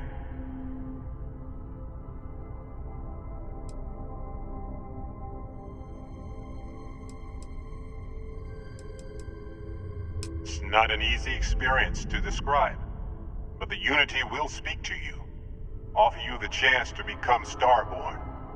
You will be leaving this universe behind to be reborn. Everything you were before will be gone. Maybe that's why it offers the choice. Compassion? Or is it testing us?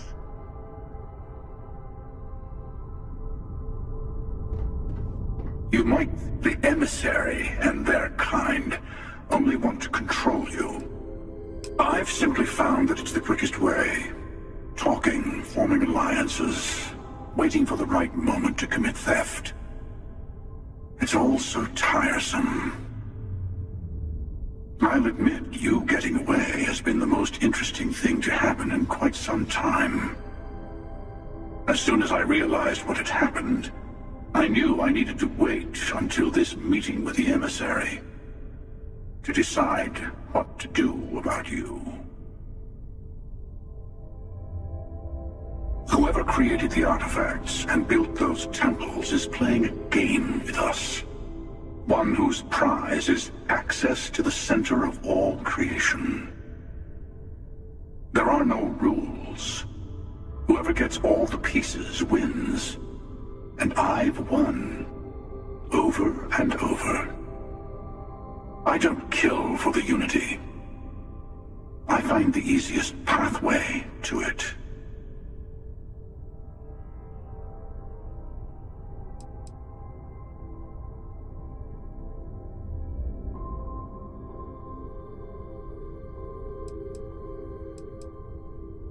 To see what would happen, of course. You might not understand just how many times I've done this. Usually, you're the one who ends up dead, and whoever cries over your body goes on to become the emissary. Sometimes I manage to get you all bunched up and take care of the problem in one go. And sometimes the emissary has gotten to me first, and I never arrive. Hundreds and hundreds of variations of me, packing through Constellation. And it's almost never you. You making it to your ship on your own. That's new. I took it as a sign. I don't get many of those anymore.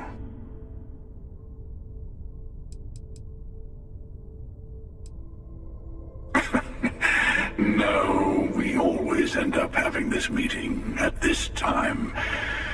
But it's the usual affair. Can we make peace? No. Oh, how tragic. Honestly, I was beginning to wonder why I kept tending. And it's bad habit I started a long time ago. Perhaps I just like meeting the emissary to gloat. But you have provided something quite new to talk about. Maybe you're a random die roll. Or maybe the Unity is finally responding to all my hard work. They enter the Unity, take artifacts from others, employ force. All the things I do. I am many things. But I would never tell anyone what to do with their gifts. That is your decision, not someone else's. The emissary wants to become the judge of who gets to enter, but the Unity itself doesn't judge.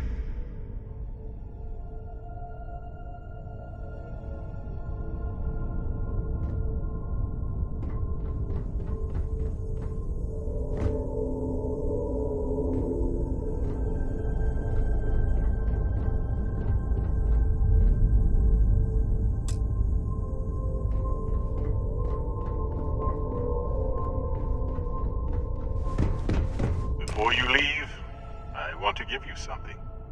A way to another artifact, but also a lesson in how dangerous they can be. Seek the moon of old Earth. There are secrets there you must discover for yourself. Here, to open the way.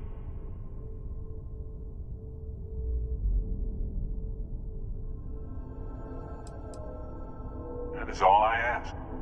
I hope you see what I have seen. You should also talk to your colleagues in Constellation. I am sure that they have gathered more information on the remaining artifacts in the fringes of space. Part of me wonders what they will all say about what you have learned. But I will leave that to you.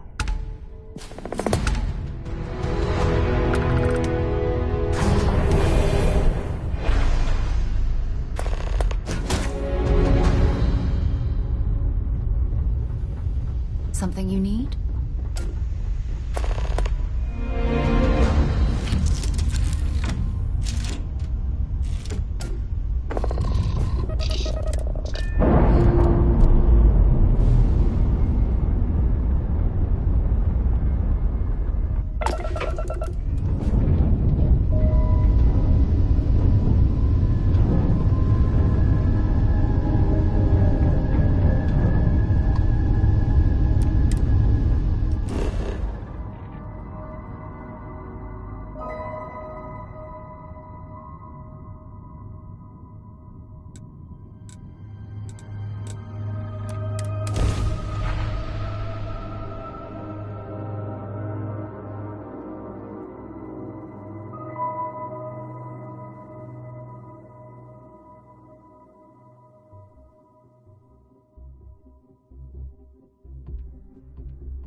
I love to travel, but it's real nice to be home again.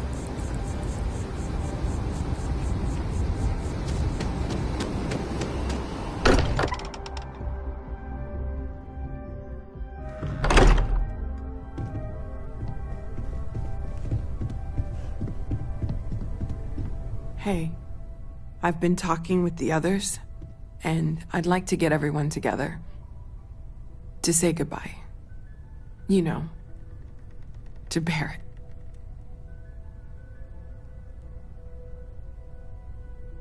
Thank you.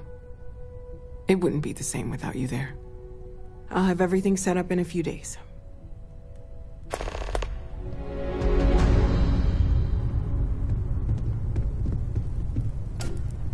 Mateo told us about your pilgrim's voyage. You found it, didn't you? The meaning of unity.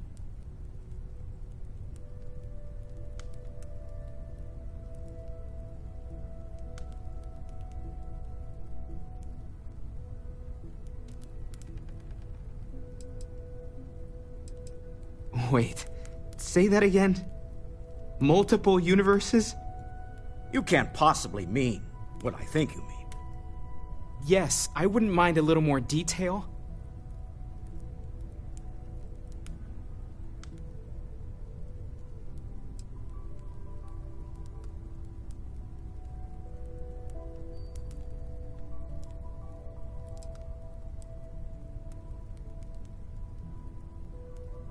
I don't even want to think about the physiological changes you'd need to travel between universes.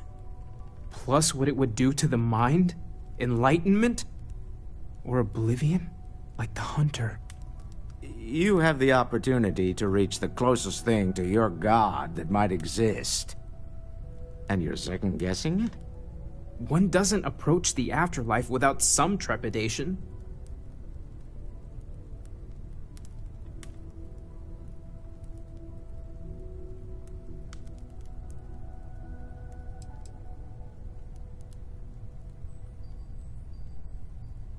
You're right. This is a lot to take in. Not to make a sharp turn in a grand tale, but I got the eye fixed up. Bruised, but still blinking. Let me know when you're ready to follow up on what it's seen. These last glimpses from the eye are from the farthest fringes of known space. Could be the only remaining pieces outside the hands of the Starborn. Catch a smile out there.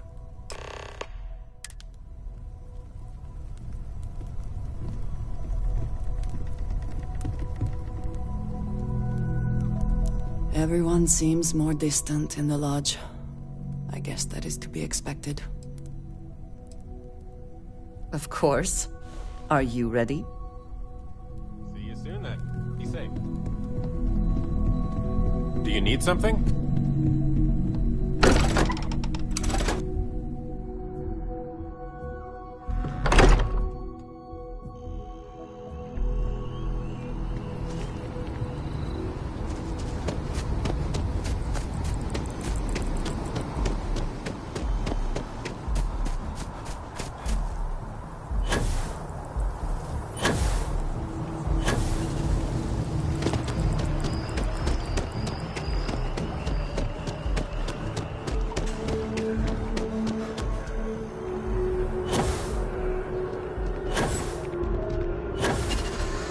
Another day, another credit.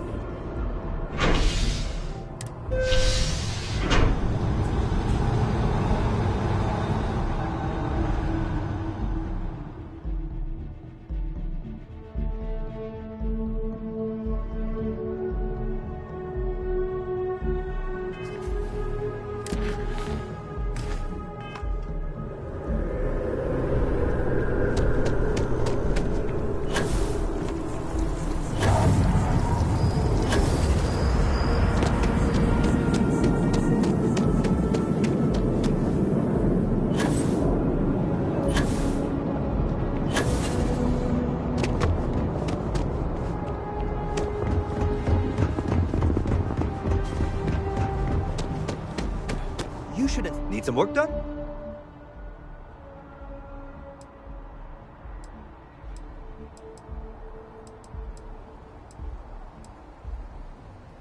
Looks to me like you've already... Sure, have at it.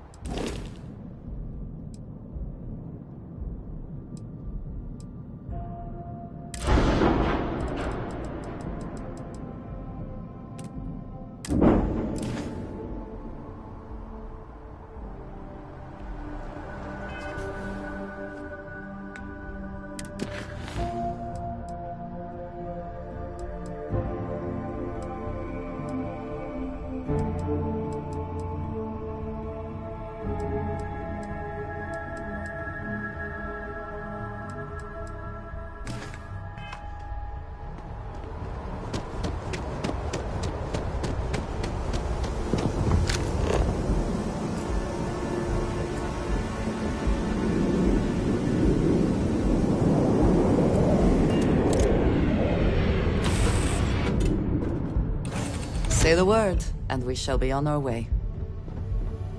Good to see you again.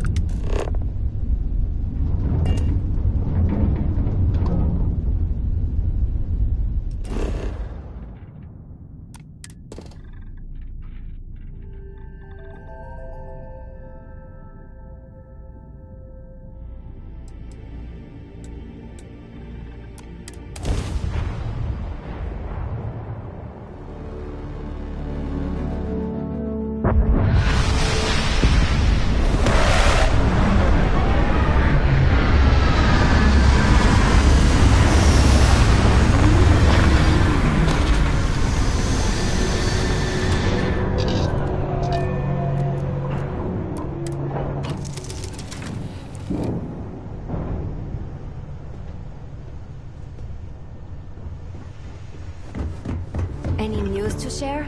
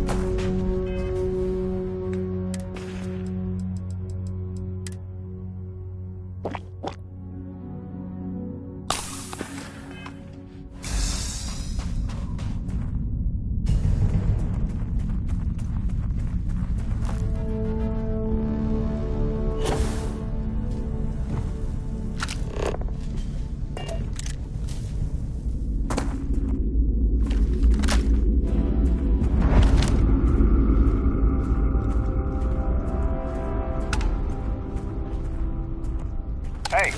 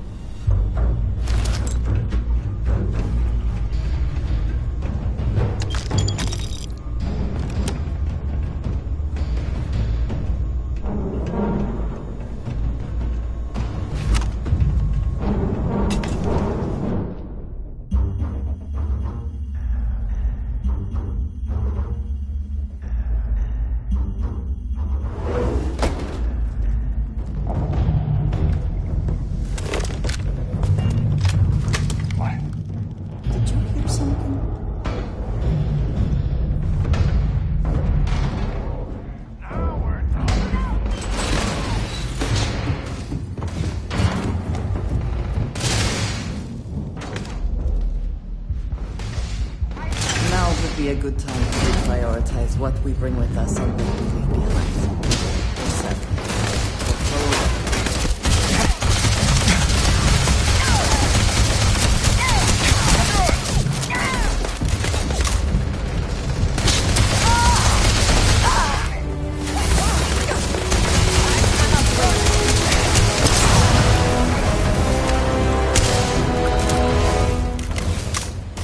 Should have trained more.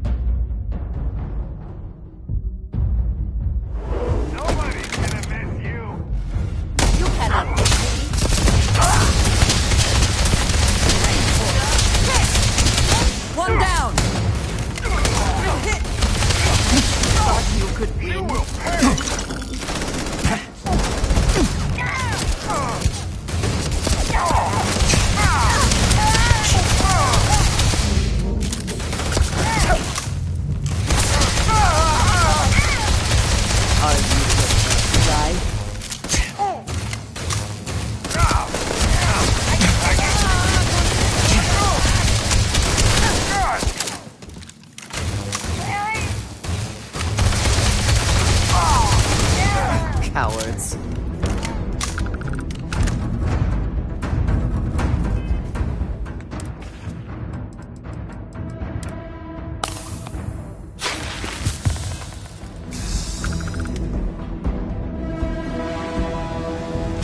Take themes I wish to discuss with you.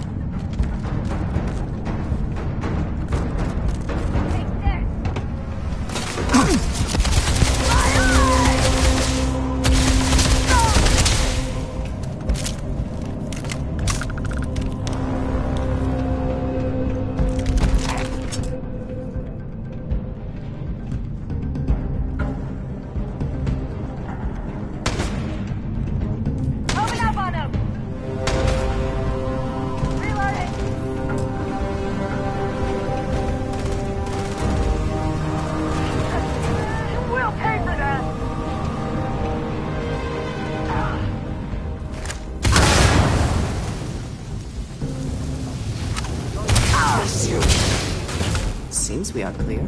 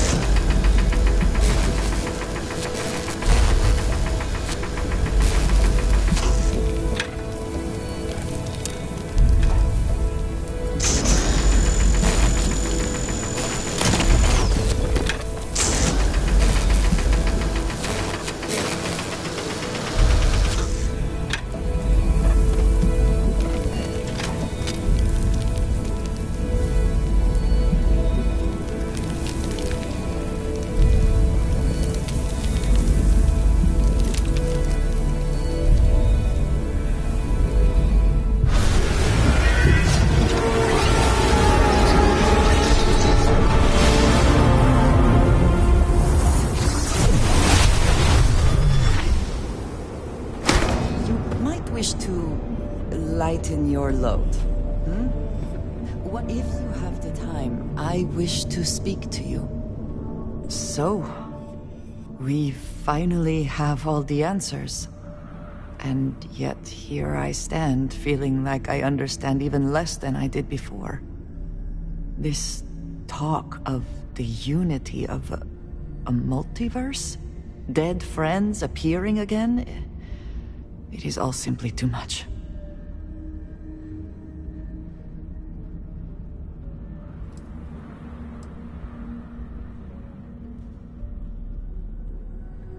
And you think it is just that simple? It would seem to me that verifying this is much like verifying the idea of an afterlife. If this is all true, as the Starborn say, then passing through the Unity will allow one to know the truth. But whomever does that will then never be able to report that truth back to the rest of us. What good then does it do us?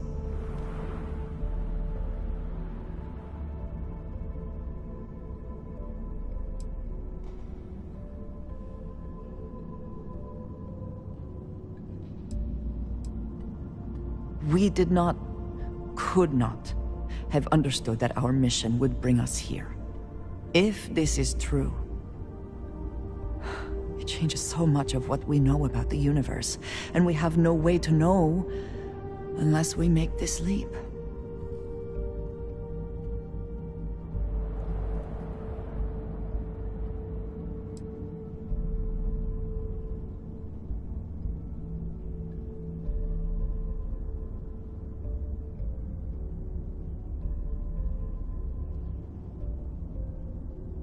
Yes, I understand there are profound implications to all of this, but I do not see how you can be so eager to follow in the footsteps of the Starborn. Even if everything the Starborn have said is true, if you pass into this unity and come out in some other universe, look at who they are, and what they have become. They have the faces and voices of people you know, but are nothing like them. Are you not at all worried that the same fate would befall you? That you would become someone unrecognizable to the rest of us?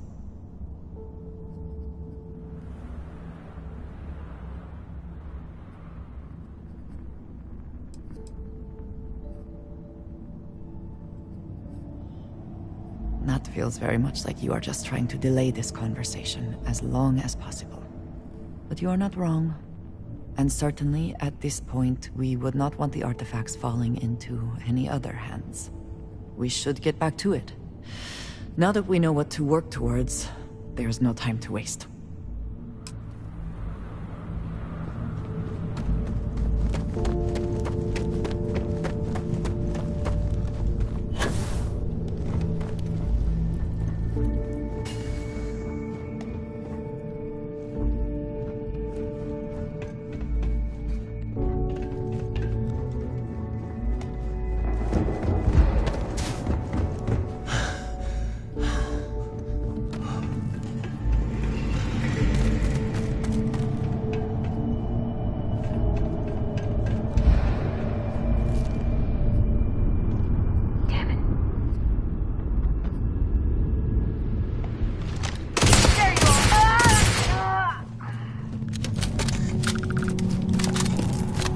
Someone, or something, will clean up whatever's left behind.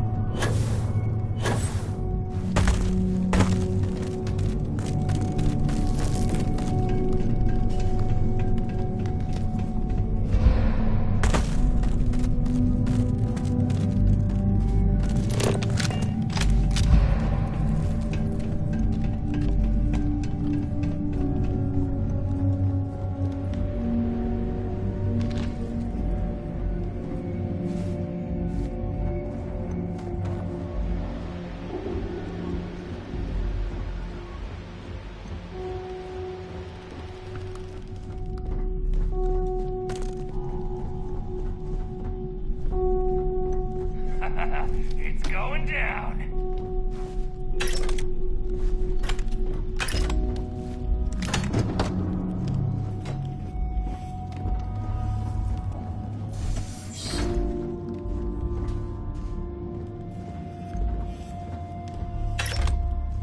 Easy mark.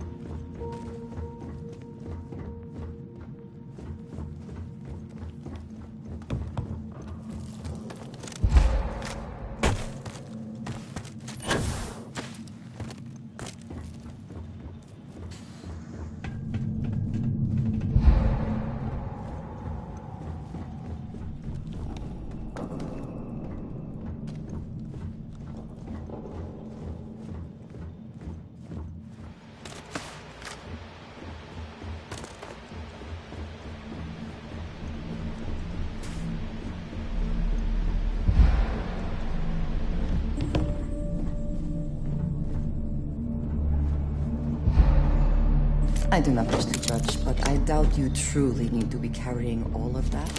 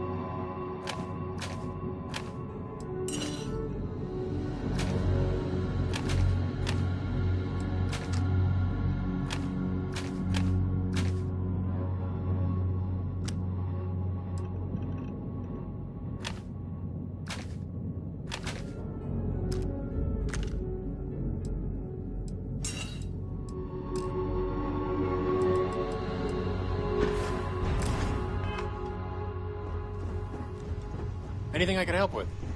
It's always a good day when we get to chat.